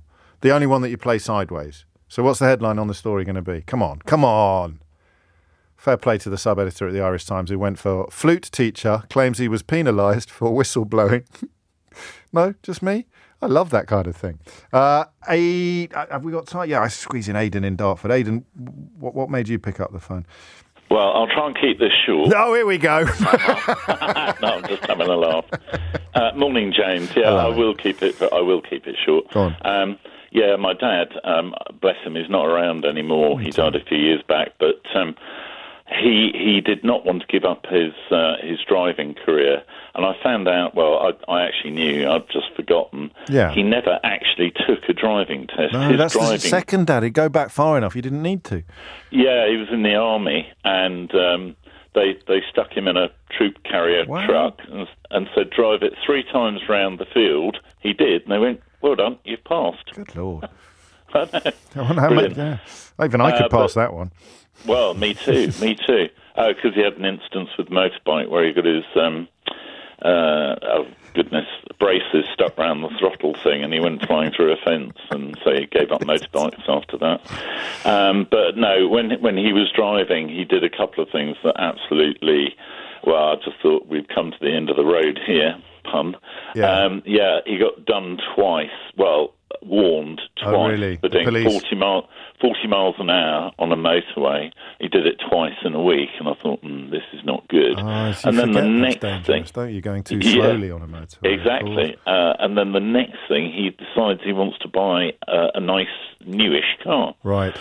So I tried to talk him out of it. We went to the dealership that was quite a long way away. He bought this car, and on the test drive, I was sitting in the back. We were on a dual carriageway.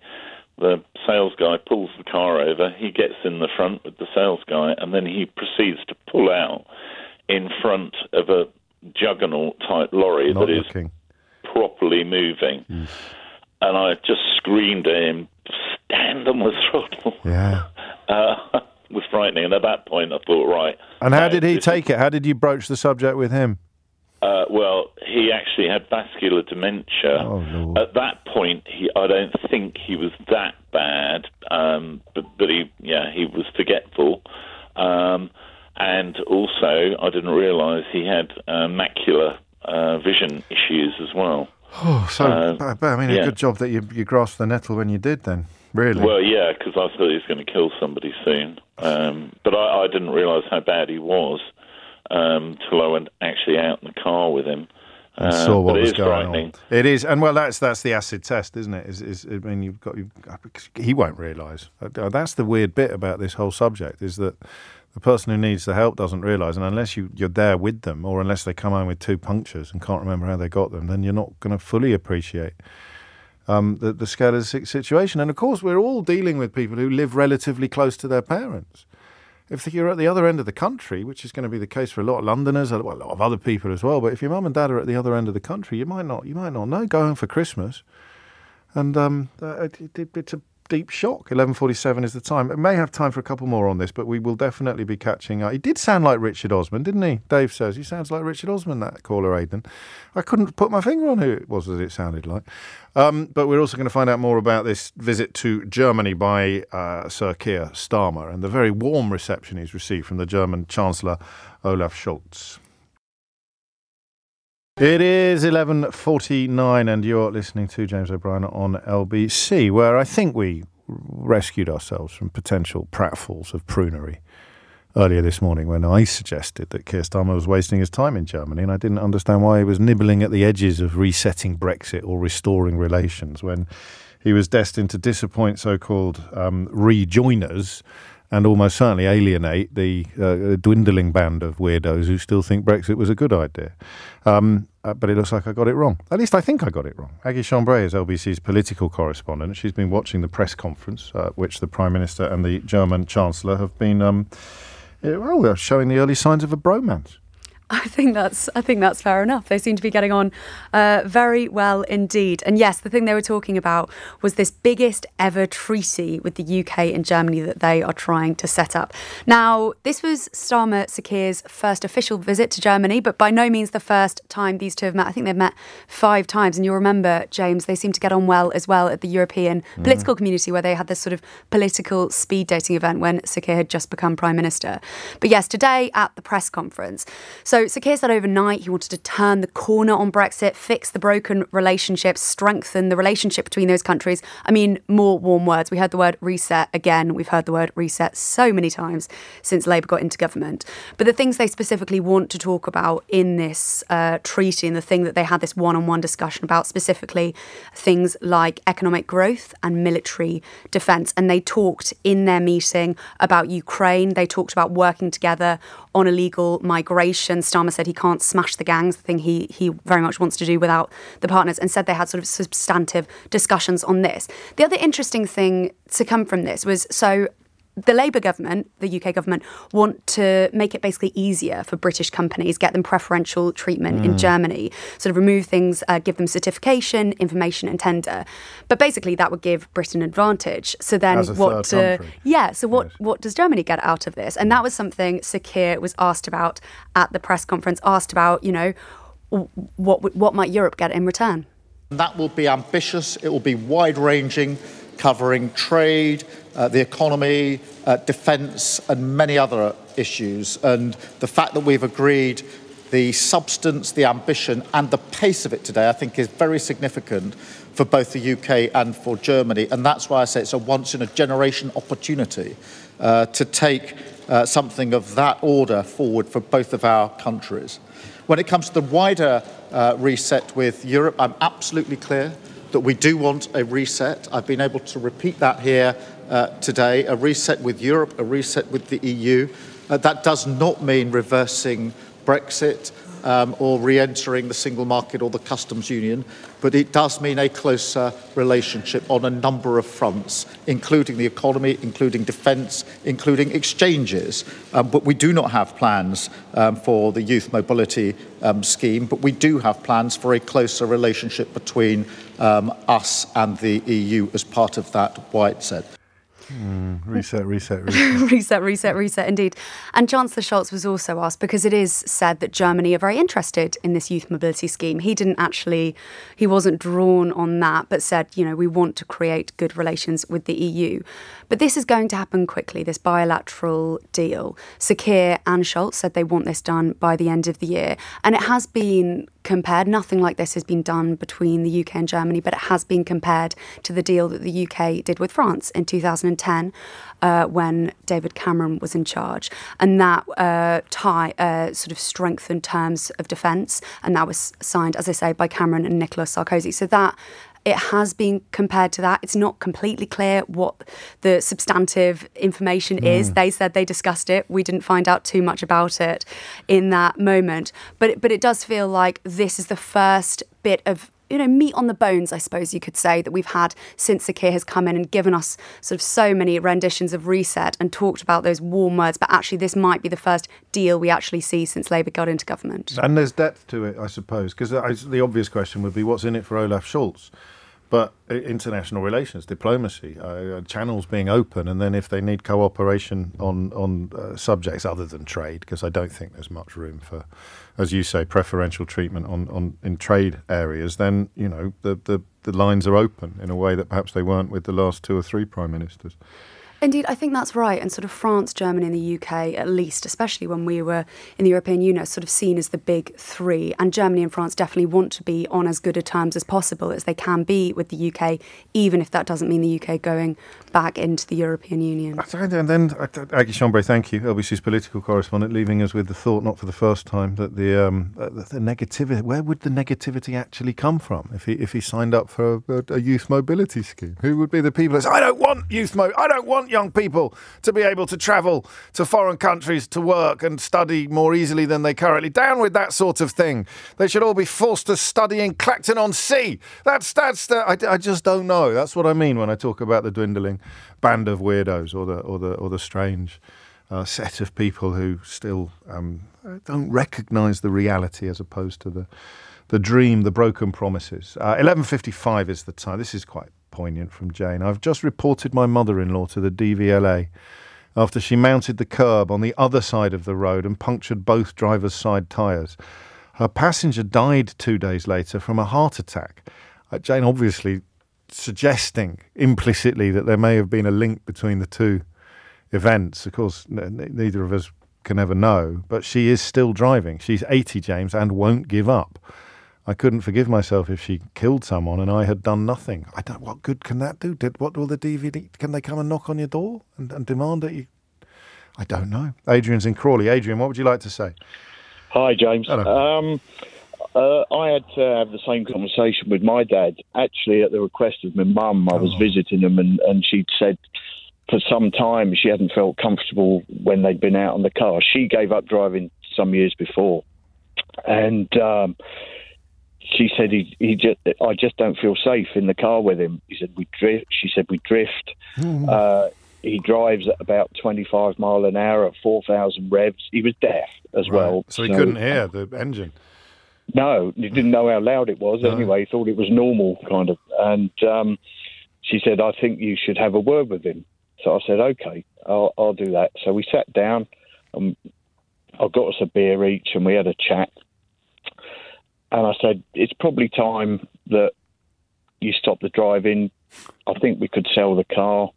You could have a little break with Mum somewhere with the money. And he was like, yeah, I said, that's probably a reasonable idea. So I didn't have any argument from him at all, or any resistance at all. But within, I would say, 6 to 9 months, he was diagnosed with dementia. And that ran for about 6 years before he died, which the first thing I really noticed before he even had the diagnosis was we were sitting watching football, and I had to explain the offside rule to him probably about 10 times, but within a few minutes, he'd forgotten what I'd said, so we went through it all again. And I said to my mum, I said, how are things? And she said, no, he is awfully forgetful. And that turned out to be vascular dementia. And gave you the early signs, the early warnings. Yeah. Oh, tough one, that point. You remember that point, won't you? Because it's the reversal of roles, isn't it, Adrian? It's always been him telling you, giving you advice, but then it was time for you to give him advice. It sounds like you handled it perfectly, mate. It really does. A lot of love out there today. A lot of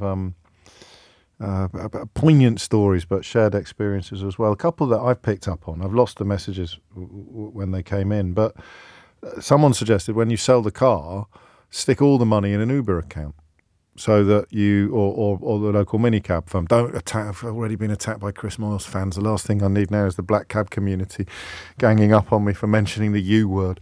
But you know, open an account with a minicab firm or a black cab company or one of the apps. With the apps, just Anyway, use the money from the car to pay for taxis and cabs. That's a lovely idea, actually. And then those important journeys are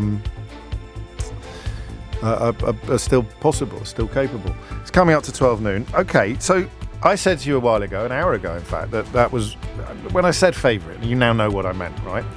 There's another story in the news which takes us back to territory that we've explored together before, and it is territory that I find similarly fascinating. It's completely different. I think I wrote about it in my first book as an example of how wrong people can be about something that they're certain about. Can you guess what it is yet? I'll give you a clue. It involves darts. It is 3 minutes after 12. I had one more story in the last conversation, because this one really caught my eye. My 94-year-old dad was still driving locally, James. He'd never taken a test. He drove tanks at D-Day. That got me right in the feels. Gosh. I live 150 miles away, and though there were vague concerns, it didn't feel like time. Until I got a call saying he'd pulled out at a T-junction on a notoriously tricky spot and been hit at 50 miles an hour by an oncoming driver. The A road was closed for 12 hours. The other driver was helicoptered to hospital, happily with just a broken leg, and Dad broke his hip. I had to meet the police at the hospital to take his licence away. My advice? Do it sooner rather than later. And that's a nice last word on a poignant conversation. Okay, here's a weird one. Do you remember they were called pit girls?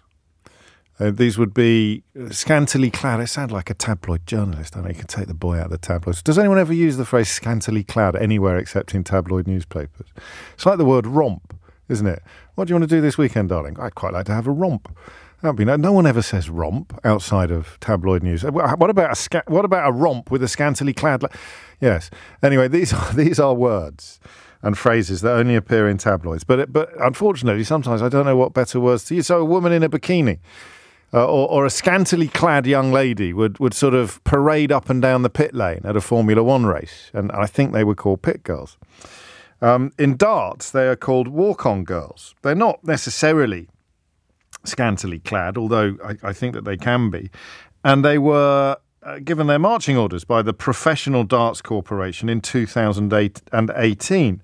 This was a sexism row, and, you know, there was a lot of unhappiness about it, not least from the young ladies, from the young women who did the walk-on, who accompanied the players onto the stage at the darts. And I was fascinated by this back in the day. I think I got more into the pit girls story than I did the grid girls, not pit girls. Pit girls were coal miners during the Second World War. I just made that up. Grid girls and walk-on girls in darts. And listen, this is the nomenclature of the issue. So if you don't like me using the word girls, that's silly, because it's not on me. This is the nomenclature of the phenomenon that we are discussing. Grid girls. Sorry. I found it fascinating. I found it fascinating because I always like the subjects. So in all the time we've spent together over the years, the subjects that I remember most are often either the ones that just open up avenues of emotion that I didn't know existed, like the conversation we had in the last hour, or the ones where I arrive at a story with what I thought was a fairly well-formed opinion, and then the more that I think about it, or the more that you make me think about it, the more I realise that my original opinion was wrong. But no change of mind is necessarily permanent, is it? I don't know if you ever change your mind and then change it back again. Why would that happen? So I was very much of the view, and remember, I did used to be a tabloid journalist. It's not a figure of speech. I wasn't the worst kind of tabloid journalist. I didn't tell lies about dead children at Hillsborough or anything like that. I was just a bit of a joker. I do showbiz stories. I worked on the Daily Express during a period of liberal experimentation, and it rubs off on you a bit, you know? It rubs off on you a bit. And so I was fairly relaxed about the idea of scantily clad women marching up and down the pit lane on Formula One races, or women chosen for their looks walking onto the stage with darts players at darts competitions. And the reason why I was fairly relaxed about it was simply because it's a matter of completely free choice. It's entirely consensual. It felt to me a little bit like, you know, the opposite. I saw one of the crazier Tories, one of the ones that writes for the Daily Telegraph, talking about banning the burqa the other day. And I sort of thought, well, that's as bad as making it compulsory. You know, you just, ideally, you create a society in which people are free to make whatever choices they want to make. If you're forcing them to cover their faces, that is oppressive in a hideous way. It's not as oppressive to ban them from covering their faces, but if you can accept the reality that some women might want to, then to ban them from doing so is as obnoxious in some ways as forcing them to do. You're forcing them not to do something as opposed to forcing them to do something. So that level of idiocy is sometimes a little bit hard to penetrate. But this is entirely consensual. And it's back. So 2018, they got rid of it. 2024, it's not only coming back, but I think it will be, won't it? If it's the World Seniors Match Play, it will be broadcast on the BBC. And I don't know what to think. 8 minutes after 12 is the time. Because I was absolutely certain back in you may have listened to the show, you may remember it better than I do.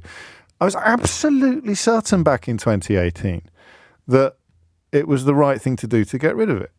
And I think, pretty well. I think there's a whole chapter on this in How to Be Right, my first book. And I think I dealt pretty well with people who... You persuaded me that it was wrong, and I became a very powerful advocate for it being wrong. And a little bit of me can't quite remember what those arguments were. Because when I read now that this is something that we want to do, two women who were involved in the darts 6 years ago and will be involved in the darts again are delighted that they're having this sort of second lease of life. One of them speaks very powerfully, persuasively. Rather than escorting a male, I saw our role as more of a mascot, just being present. Darts is a theatrical sport. It will be fantastic to see everyone again. It will be special to be back on live TV. It will, though, be overwhelming. A new door has opened for us. We can also prove people wrong. So it's you can tell, can't you? I'm torn on this because that's really impressive. That's really sensible, and it makes an awful lot of sense, the way that is described. Daniela Allfrey is describing what she used to do. It was a blow when we lost the role. It was a shock. So it's quite exciting that the WSDT, that's the World Seniors Match Play, are bringing us back. We bring fun and glamour to the walk-on. So I always sort of went towards objectification as the argument. So putting a value on women that was based entirely on how attractive they were perceived to be. And our society should not be commoditizing physical attraction in such a blatant and obvious way. And the reason that we're having this conversation today is that I'm not buying that argument quite as powerfully as I did 6 years ago for a number of reasons. Not least the fact that we commoditize physical attraction everywhere. You know, you can be a Vogue model You could be a scantily clad Vogue model flogging perfume for hundreds of thousands of pounds, but it's not acceptable for a young woman in a bikini to march up and down the pit lane it's not the pit lane, it's the starting grid, isn't it, at a Formula One race. I'm almost... and then, of course, you'll say to me, would you want your daughters to do it? And I will say to you, I don't really like talking about my daughters on the radio. But no, I wouldn't. Why wouldn't I? And there's the problem, isn't it? Ruth says, back to the 1970s, how sad. Kevin, so a lot of men will be perfectly relaxed about this, and a lot of women won't like it, which I think is why it's such an interesting conversation to have. We've been quite man-heavy today on the programme, so it would be nice to take some calls for women about why you do object to this, why it is something that represents a retrograde step. I think it's fine for the walk-on girls to be back, says Kevin. This is their career. They have had it taken from them. What happens if they decide to ban radio presenters? Why can't they do this for a living and not be shamed for it? Well, no one wants to shame them. It's about constructing a society in which we value other attributes more than we value the attributes that you like ogling at, Kevin. That's the short, brutal answer. You know, why do you like this? Well, I'm a bloke. I like looking at women who haven't got many clothes on. But that's when I come back to the snobbery question. And what I think is a valid observation about a perfume advert in a glossy magazine featuring a woman who's not wearing very much. And that's designed to promote perfume. And then you cross to a woman who's, and to be fair, at the darts, if my memory serves, they didn't even wear bikinis. But they were obviously selected for their looks. And they walk into a darts match with a darts player, a male darts player, and they are promoting darts. They are using their beauty to promote darts, as opposed to using their beauty to promote perfume. This is one of the most self-obsessed things I've ever said on the programme. But is there a copy of my first book around? Because I can't actually remember the powerful arguments that I thought I'd have said. There were other elements of this that I think I would be able to navigate or negotiate more effectively. But how could I have been so certain in 2018 that getting rid of walk-on girls at the darts or grid girls at Formula One was a good idea? And 6 years later, as they bring back the former, no prospect at the moment, I don't think, of bringing back the latter, but as they bring back the former, I don't feel that strength of certainty that I felt 6 years ago. So possibly I'm wrong. Possibly I've gone a bit weird in the ensuing 6 years, or I've lost sight of something significant that you can still see.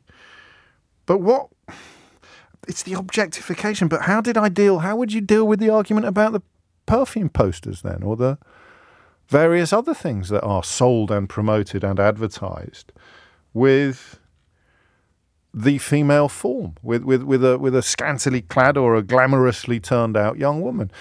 Let's get the phone lines open on this. I want female calls on this as well. So if you... And you heard, didn't you, in the last hour, one caller said sorry. Did you hear that? One caller apologised. And it was a woman caller. Always think that your contribution isn't going to be as valuable or as interesting, and it always is. Men ring in and say, I'll keep this short, James, and then 2.5 hours later we're going, flipping heck, does this story ever end? Women ring in and say, I'm very sorry, this probably isn't very... Sort of somewhere between the two lies the promised land, the world in which we all want to inhabit. So how does this work then? As a young woman or an older woman, they're bringing back women whose job is to be ornaments for darts players. Or, to quote Daniela Allfrey herself, and she is one of the women, I saw our role as more of a mascot, just being present. Darts is a theatrical sport. I'm going to stick with ornament for the time being. And it felt like progress in 2018 when we got rid of it. So why doesn't it feel necessarily like regress today when we learn that they're bringing it back? 0345 6060 973 is the number that you need. 12:17 is the time. You're listening to James O'Brien on LBC. Walk-on girls of darts return to the top flight. It's quite well written, this. They were given their marching orders by the Professional Darts Corporation in 2018 amid a sexism row, causing uproar among darts fans and the walk-on girls alike. But after a 6-year hiatus, The models are coming back to darts and will be broadcast by the BBC. I have tied myself in various knots seeking to articulate my thoughts about this, and now I'd like you to articulate yours in all the usual ways. 0345 6060 973 being the most helpful. 12:18 is the time. Let's start in the Cotswolds. Tina is there. Tina, what would you like to say? Good morning to you. Hello, Tina. Good morning to you. Good afternoon, even. Well, yes, I'm obviously a bit late in that. Go on. Your subject of young women, older women, parading either at F1 or at darts, I think these women, ladies, they're of age. It's up to them. It's their bodies. If they wish to do it and be paid for it, why not? Because of the message it sends to everybody else, potentially, or anybody else, which would be the doctrine of the male gaze, wouldn't it? The idea that the act of depicting women from a masculine heterosexual perspective represents women as sexual objects who exist solely for the pleasure of the heterosexual male. That's the answer to your question, the academic and I think quite persuasive answer to your question. Well, there are two ways of looking at that, in that you can say that it's, yes, encouraging the heterosexual male to observe women from magazines or TV or what, but is that ever going to stop or change? Well, it did stop. If you it stopped in repress 2018. then it just goes underground. Well, nothing. I mean, there's nothing wrong with it being in, I suppose, what you might describe as niche outlets. The problem for a society comes with what is in the mainstream. And so to publicly depict women as having a value based entirely upon sexual attraction from heterosexual men is unhelpful. It's not good for a society. It sounds like quite a pompous analysis of quite a fun practice, but I think that's where the objection comes from, and it's quite a hard objection to reject. You can't say, we won't send children up. We won't ban sending children up chimneys because there'll just be a black market in sending children up chimneys if we do. You recognise that something is bad for a society, and therefore it is publicly prevented. You can't then control what might happen privately. But I don't think many people are going to set up their own private darts games so that young women in short skirts can accompany them into the pub, are they? Really? No, but then where do you draw the line? Do you then say that when it's a job, when the job is simply to adorn male sports with their beauty, which actually blows my perfume advert argument out the water as well, because those adverts are aimed at women, not men. Yes, precisely. No, I was just proving my point was powerful. I wasn't agreeing with you. No, I don't expect you necessarily to agree with me. Well, I did to start with, but oddly, the more you've talked, the more I've thought that I don't agree, because it is about the male gaze. You shouldn't really, men and women shouldn't really be in favour of anything that portrays women as sexual objects that exist solely for the pleasure of the heterosexual male viewer, should we? Should we really? Well, what do you say then about young girls walking down the street with barely a bikini top on and shorts that show the cheeks of their bottom? Well, not a lot, really, but I don't think I should have any control over what you wear or indeed have any say over what they wear. But then where do you say that they can't do it? You can do it in public, but you can't do it at a public if they're in the audience, they can wear what they want. The point is that they're on the stage getting paid to be sexually attractive to heterosexual men. That's the point. That's what commoditisation means. That's the business model. It's not a private or a personal sartorial choice. So I don't think that works either, Tina. Right. So go on, third time lucky. No, I don't think I can. I don't think I've got a strong enough argument against well, that may be, and you've helped me hone mine, but next caller may well push my pendulum back in precisely the opposite direction. I think and a few people pointing out the perfume ads are just as bad, with which I disagree by pointing out they're aimed at women, aren't they? Yeah, they are if they're in women's magazines. This is not a zinger, unless I'm missing something. I've got this from 5 or 6 different people. How would you feel if scantily clad men walked the female darts players onto the podium? I mean, supremely unconcerned is the show. I think it was slightly ridiculous. But I don't know whether those arguments ever really add up, because you don't have the female gaze. There's never really been a social norm by which men are depicted solely from the perspective of heterosexual women, and their value is defined entirely by how attractive heterosexual women find them. I speak obviously as someone with a face for radio. It is 23 minutes after 12. Jane is in Chiswick. Jane, what would you like to say? Obviously I didn't catch all the conversation while I was on hold, but really what I wanted to say is that regarding the perfume adverts, yes. Perfumes are supposed to make you feel beautiful and sexy. That's part of the selling point. And hence, if you're selling to a woman to help her feel more sexy and beautiful, I don't necessarily like the scantily clad aspect of it, but I understand it. It makes sense to me.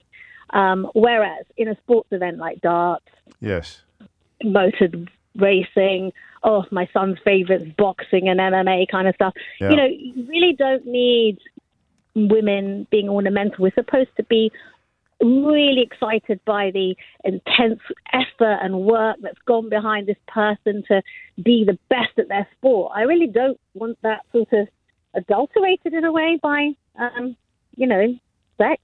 Yes. Yeah, well, I mean, you did a very English little there before saying sex, which I thought was charming. But it's, you're right, aren't you? I'm not that appreciative of that too much. That so why are the women there to make men think of sex? Why aren't they there?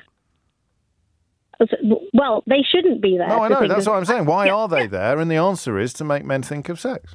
Yeah, to make men think of sex. And I would like to think that men who are watching a sport really appreciate those men, in this case, playing and the effort they've made over years and years of training, and they'd be there supporting them, not wanting to think about sex at the same time. And it could distract you from really your darts. childish. That's what that's very thoughtful and considerate of you. That you worry about these men being distracted from their darts by the scant or indeed their enjoyment of Formula One. But the spectators should be appreciating the effort made by the men. Yes, it is. Okay, so two things. First, does it happen in the boxing and the MMA that your son enjoys? Do they have?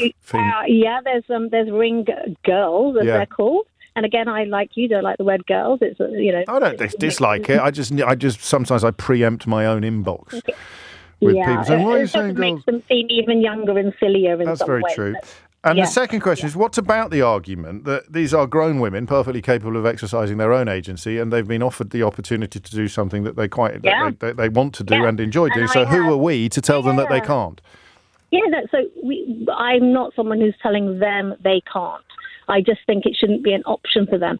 I want my children, if I had daughters, I happen to have 3 sons, but I would want my daughters to be given every opportunity to not want to be, in my opinion, someone who's an ornament. I like, that's just my view. I'm not saying, there's anything wrong with those particular women. I just think I would want for them, if I'm being honest, I would want for them to, aim higher. Yeah, sorry. I do, but not 100% comfortable with it because it's taking away agency and autonomy from other people.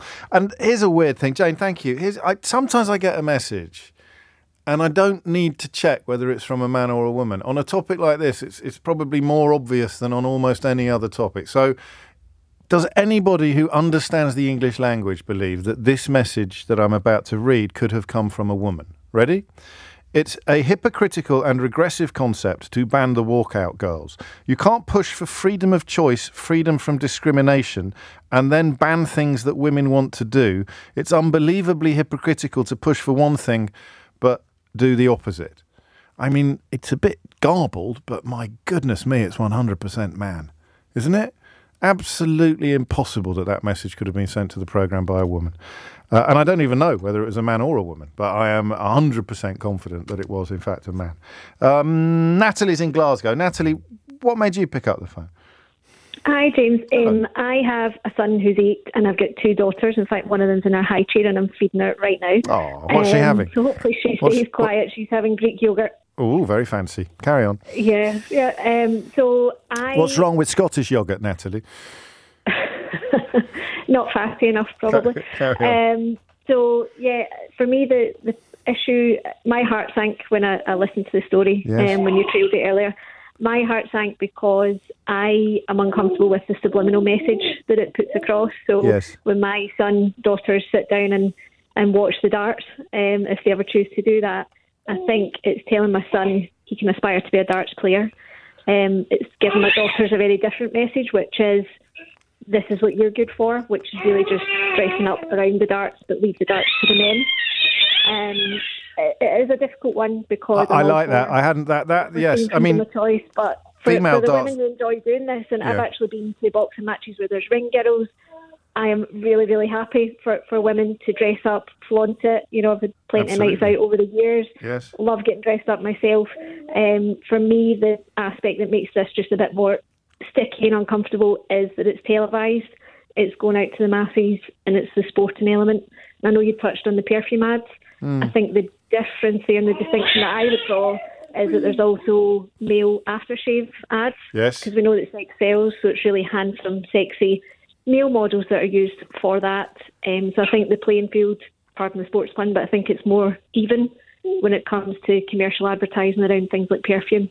But when it's sports, we have to be really, really careful, particularly where it's a male-dominated field and already. that message of saying to the boy, you can be the superstar, and to the girl, you can be on his arm.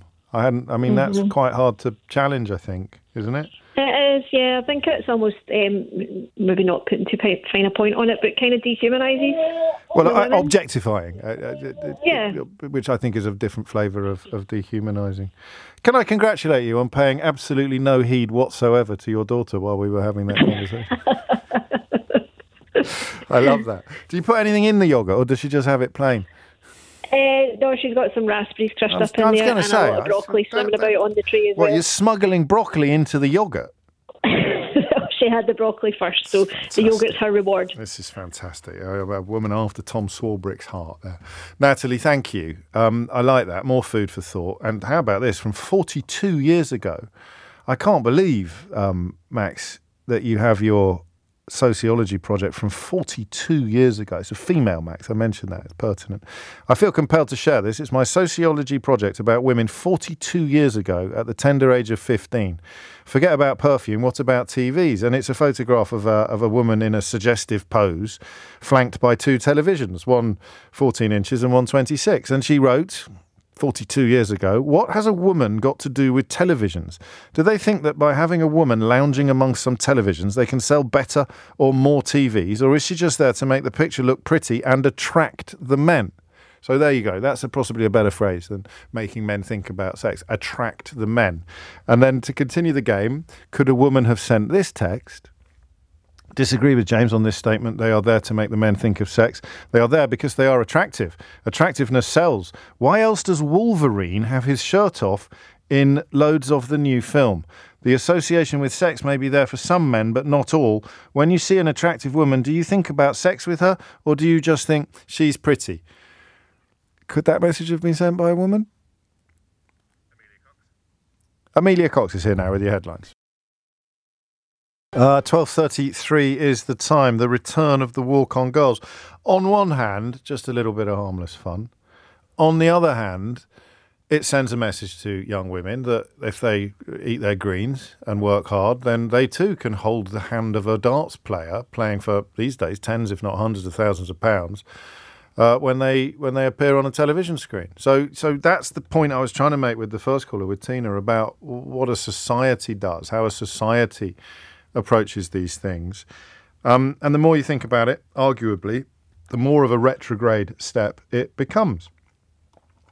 And yet, when you get to the question of consent, well, remind me what the zinger is on consent. What's the zinger on, well, if women want to do it, they should be able to do it. Or if someone wants to do it, they should be able to do it. There's no zinger in asking me how I feel about scantily clad men walking up and down the starting grid at Formula One. Because, I'm not obviously a woman or a gay man, but I don't think that the female gaze exists in the way that the male gaze exists. Otherwise, there would be scantily clad men marching up and down everywhere. And the bloke who got his knickers in a twist about, and I'm confident it was a bloke, about Hugh Jackman taking his shirt off in the new Wolverine and Deadpool film, I don't think he would be sitting there ogling.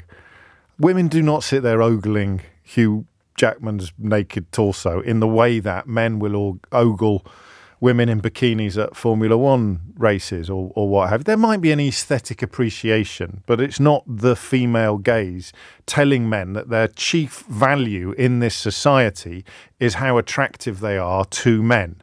So there's an interesting development, but it doesn't undo the if you want to do it, you should be able to do it argument. It feels a bit repressive. 12:35 is the time. Let's go to Royston. Nicola is there. Nicola, what would you like to say? Hi, James. Hello. Long-time listener, very nervous. It's only me. I know, it's only you. So I'm coming at this at probably a different angle. So I am an ex-partner of a racing driver. Okay. And have a family, have children. And the ladies that we talk about, I'm totally all in for women's empowerment and, as you please. Yeah. But those ladies go in with the absolute intent to find a racing husband. And it doesn't matter if he's married with his family. Oh. This is very niche, isn't it? Your perspective. Yeah. I mean, it's niche because I lived it. Yeah, it's niche. But it's like, well, they're not like little ladies that are being subjected to something they don't want to do. They absolutely enjoy it and want to gain something from it. Yes. I mean, the reason I mention how niche it is because I don't know whether that... Well, A, I don't know what you feel about whether the phenomenon should exist or not. But B, if you don't think that it should, it may not be for reasons that are what you might call societal. It may be for reasons they may just be personal, right? Yes, exactly that. Which I completely agree with. But all I'm saying to you is, I've been in the boxing world, I've been in the racing world, and the ladies that go and do that, I admire, and they're beautiful. Right. They're amazing. They should do it, which I'm not against. Okay. But there is an ulterior motive to it. I'd like to bag myself a boxer or a racing driver. And, I mean, I don't want to say good luck to them because if they're married and they're breaking up relationships, then... That's not good. That's not good. It's sad in any context. It would be sad in an office. It doesn't have to be in the Formula One. But in an office, there are not women who are paid 100% I don't walk around with my bikini top on in my office because I think they think I've gone mental. For their ornamental qualities, exactly that. And so, what then are you saying about the return of this in darts? Not so much. I'm saying. Yeah. I'm all up for it. Yeah, I think if women have got gorgeous bodies and feel confident about themselves, go for it. But just know your limits and do it for work, not for your own game. Yeah, well, I guess, and that's where you get niche, because I don't know that I agree with you about the first bit, for reasons that some previous callers have made, about the message it sends to an entire society, that if you work hard and eat your greens, you too could be a Formula One driver to the boys, and if you work hard and eat your greens, you too could be walking up and down the grid in your smalls to the girls. Well, listen, I'm it's a strong argument, that. Yeah, but I'm not up to disagree with you. I just think the guys is fine, the girls is fine, but it's work, and that if that's what you do, I'm so pleased with you that you were given the great genes, yes, the great gene pool to do that, because not all of us were blessed with that. I think that you're focusing upon the individuals that are doing it as opposed to the social impact of the phenomenon that sees them doing it, and that's two different answers to the same question, really. But I've lived it and you haven't. That's very well. How do you know? Well, because I know you weren't married to a racing driver. Oh, yeah. That would be a bit of a giveaway, actually. Was it, this might be a bit too prying for me, but did the relationship fail because of one of these young ladies setting that? Yes. Okay. No, it didn't. Well, make your mind up. It didn't help. No, okay. Well, it wouldn't help, would it? Because I presume putting the bins out becomes a bit of a chore too far if you spend your entire working life. Yeah, and then you've got a girl there in her sexy pants and her sexy bra. Yes. I mean, and mum's at home with the kids. It's not exactly that interesting. No. Well, more fool him, in my opinion, Nicola. Yeah, Dumbo. Take care. That's a sparkling debut on the programme. But as I say, quite niche. I said, why don't you like these women? Oh, because they try and steal my husband. It's coming up to 12, or my partner. It's coming up to 12:40. You're listening to James O'Brien on LBC. Again, message from a man. Could this message possibly have come from a woman? Are you ready? Ready for this one? Oh, so the Chippendales are not eye candy for the ladies then? Yep, that's right, John. It's exactly the same. exactly the same. Because all men spend their life being compared to the Chippendales. All men spend their lives being commoditised as a consequence of the popularity of the Chippendales. None of us can walk down the street without someone commenting on the shape of our backside or telling us to cheer up or wolf whistling as we make our way around Tesco's. Oh, come on, John. You've got to do better than this. Leia's in King's Lynn in Norfolk. Leia, what do you think? Hi, James. First of all, nice talking to you for the first time. Likewise. Thank you.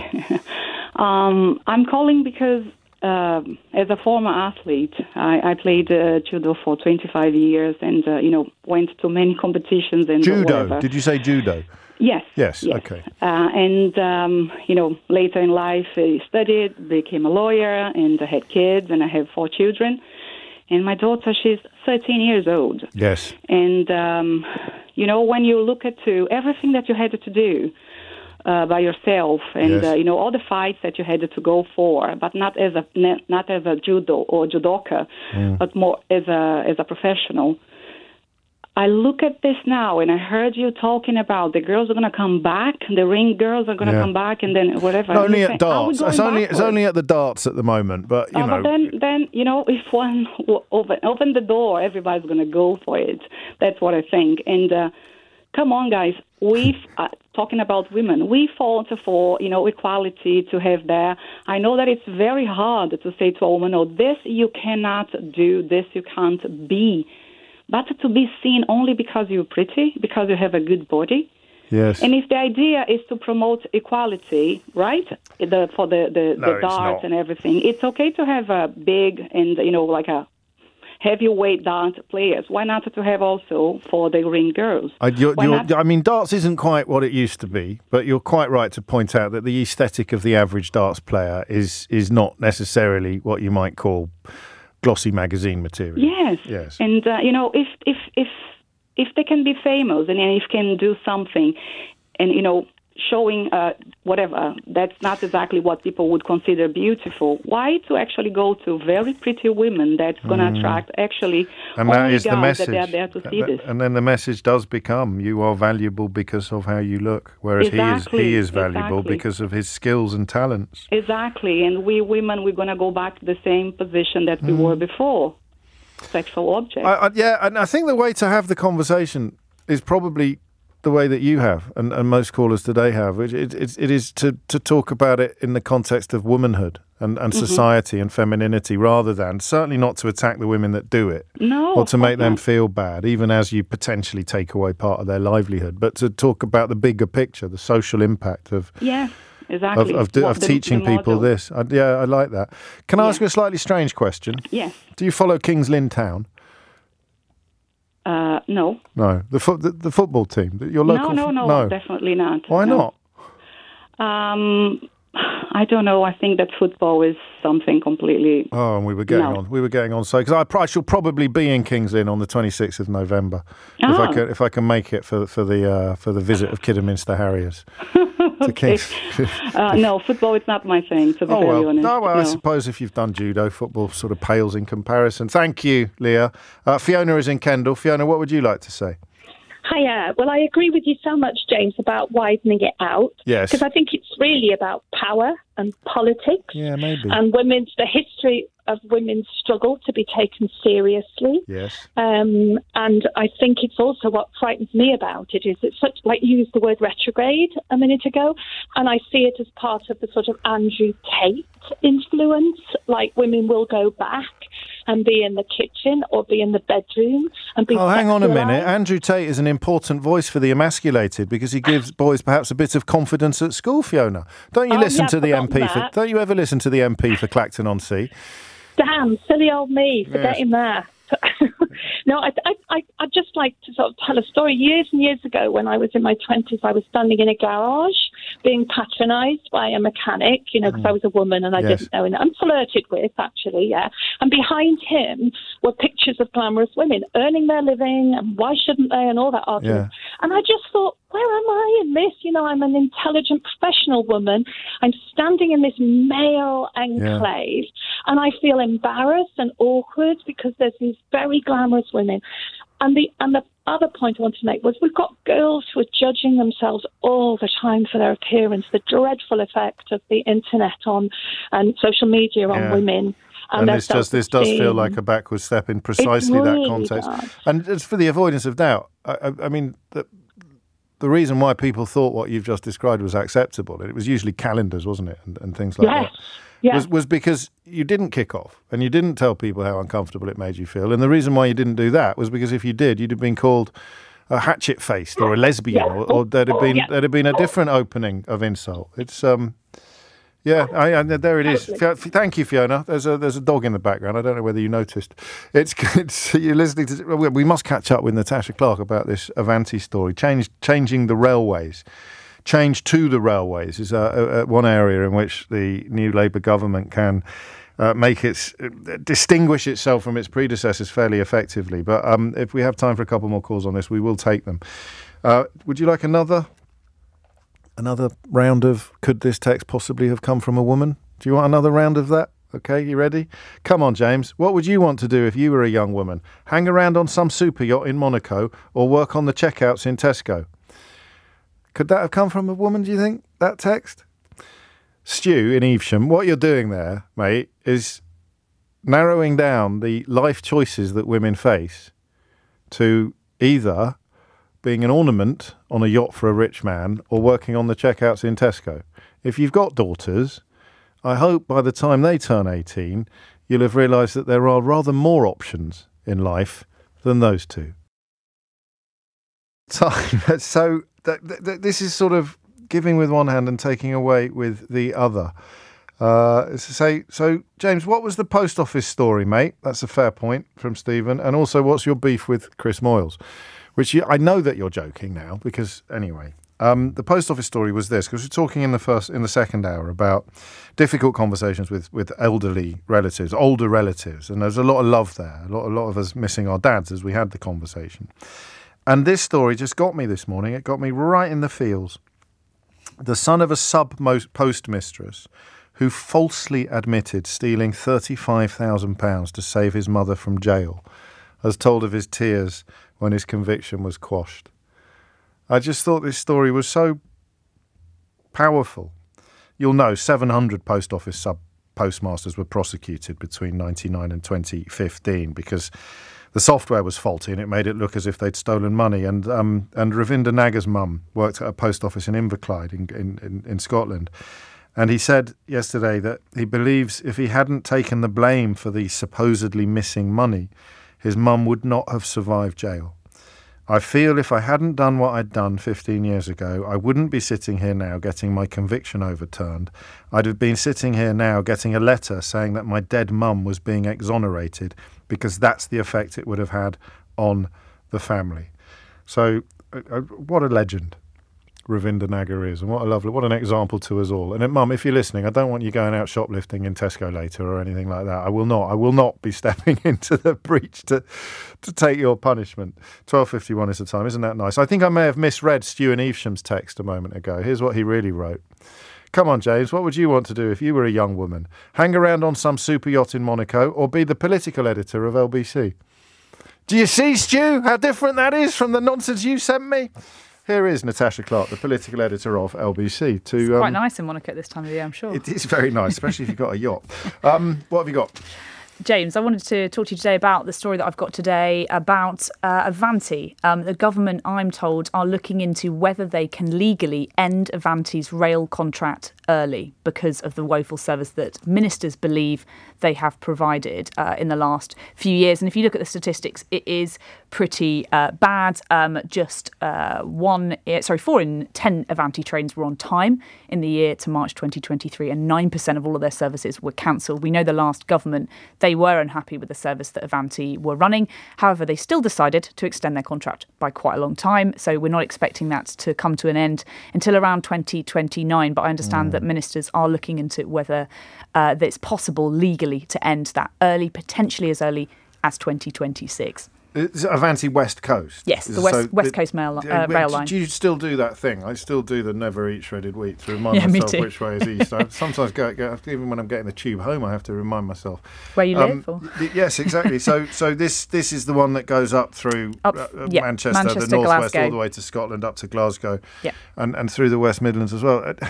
Do we know why the last government gave them more time, despite the service being so atrocious? Yeah, so they genuinely believed that they'd turned a corner on this. They'd put in place a number of improvements to the service. They extended their contracts by 6 months and then another 6 months, essentially putting them on the back foot, putting their feet to the fire to try and help them improve those services. I think their services did improve, but the rail minister at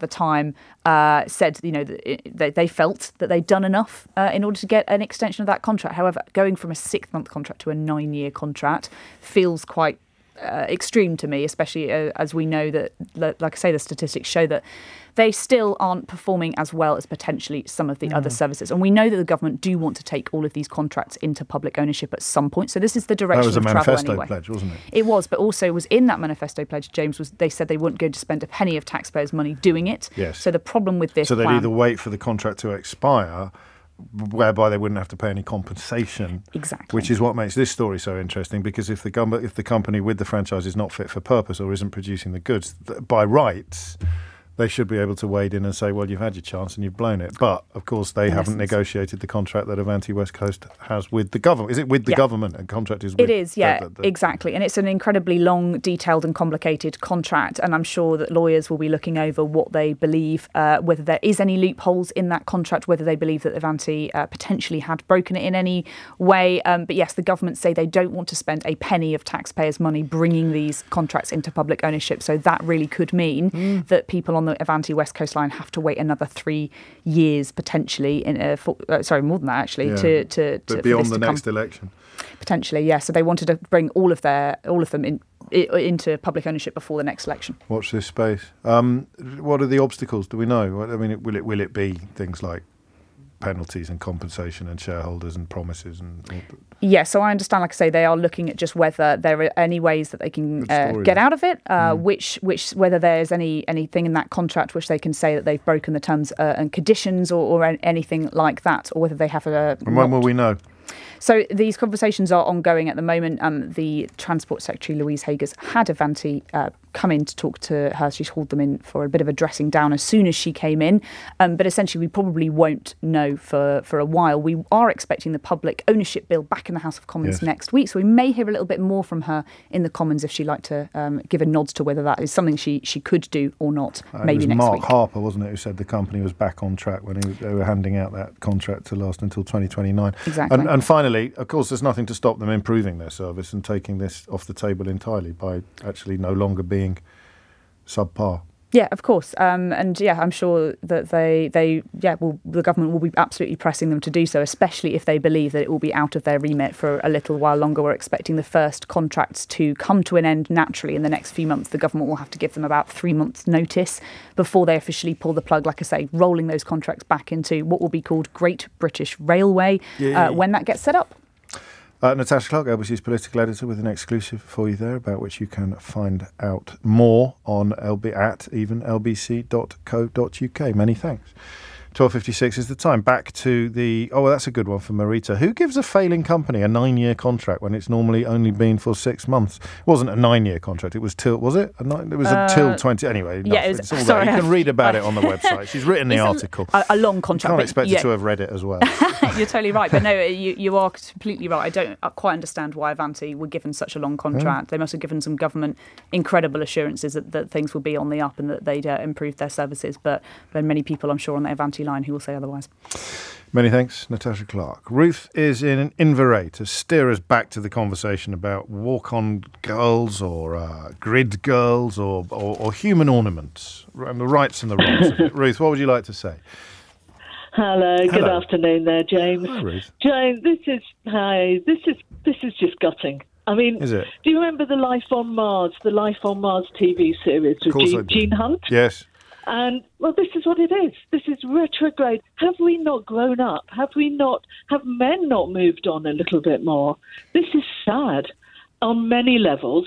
And then you've got us telling young boys or older boys, oh, no, no, not that tape bloke is, no. Oh, come on, son, let's go and watch the darts. Ooh, missus.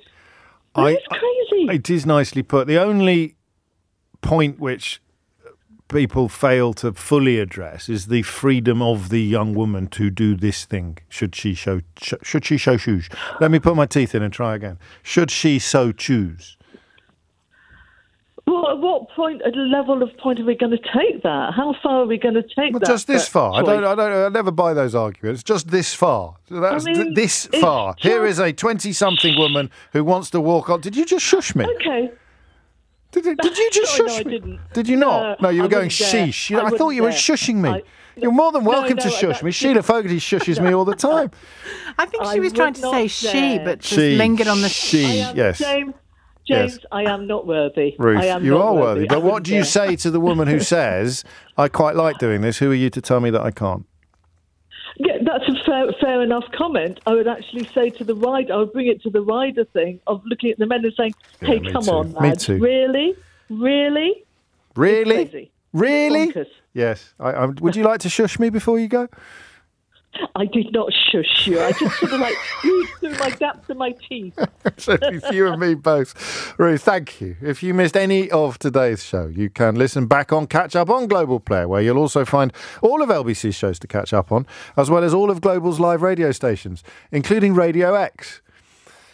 Download Global Player for free from your app store or head to globalplayer.com. Coming up at 4 on LBC, it's Ben Kentish in for Tom Swarbrick, but now it's Sheila Fogarty. Oh, I thought you'd say Sheila Fogarty. I would have done it if I was as good at this. If I was as good at this as you are, I would have done. Ludicrous segues, yeah. Ludicrous segues, yeah. Ludicrous segues, yeah. Ludicrous segues, yeah. Ludicrous segues, yeah. Ludicrous segues, yeah. Ludicrous segues, yeah. Ludicrous segues, yeah. Ludicrous segues, yeah. Ludicrous segues, yeah. Ludicrous segues, yeah. Ludicrous segues, yeah. Ludicrous segues, yeah. Ludicrous segues, yeah. Ludicrous segues, yeah.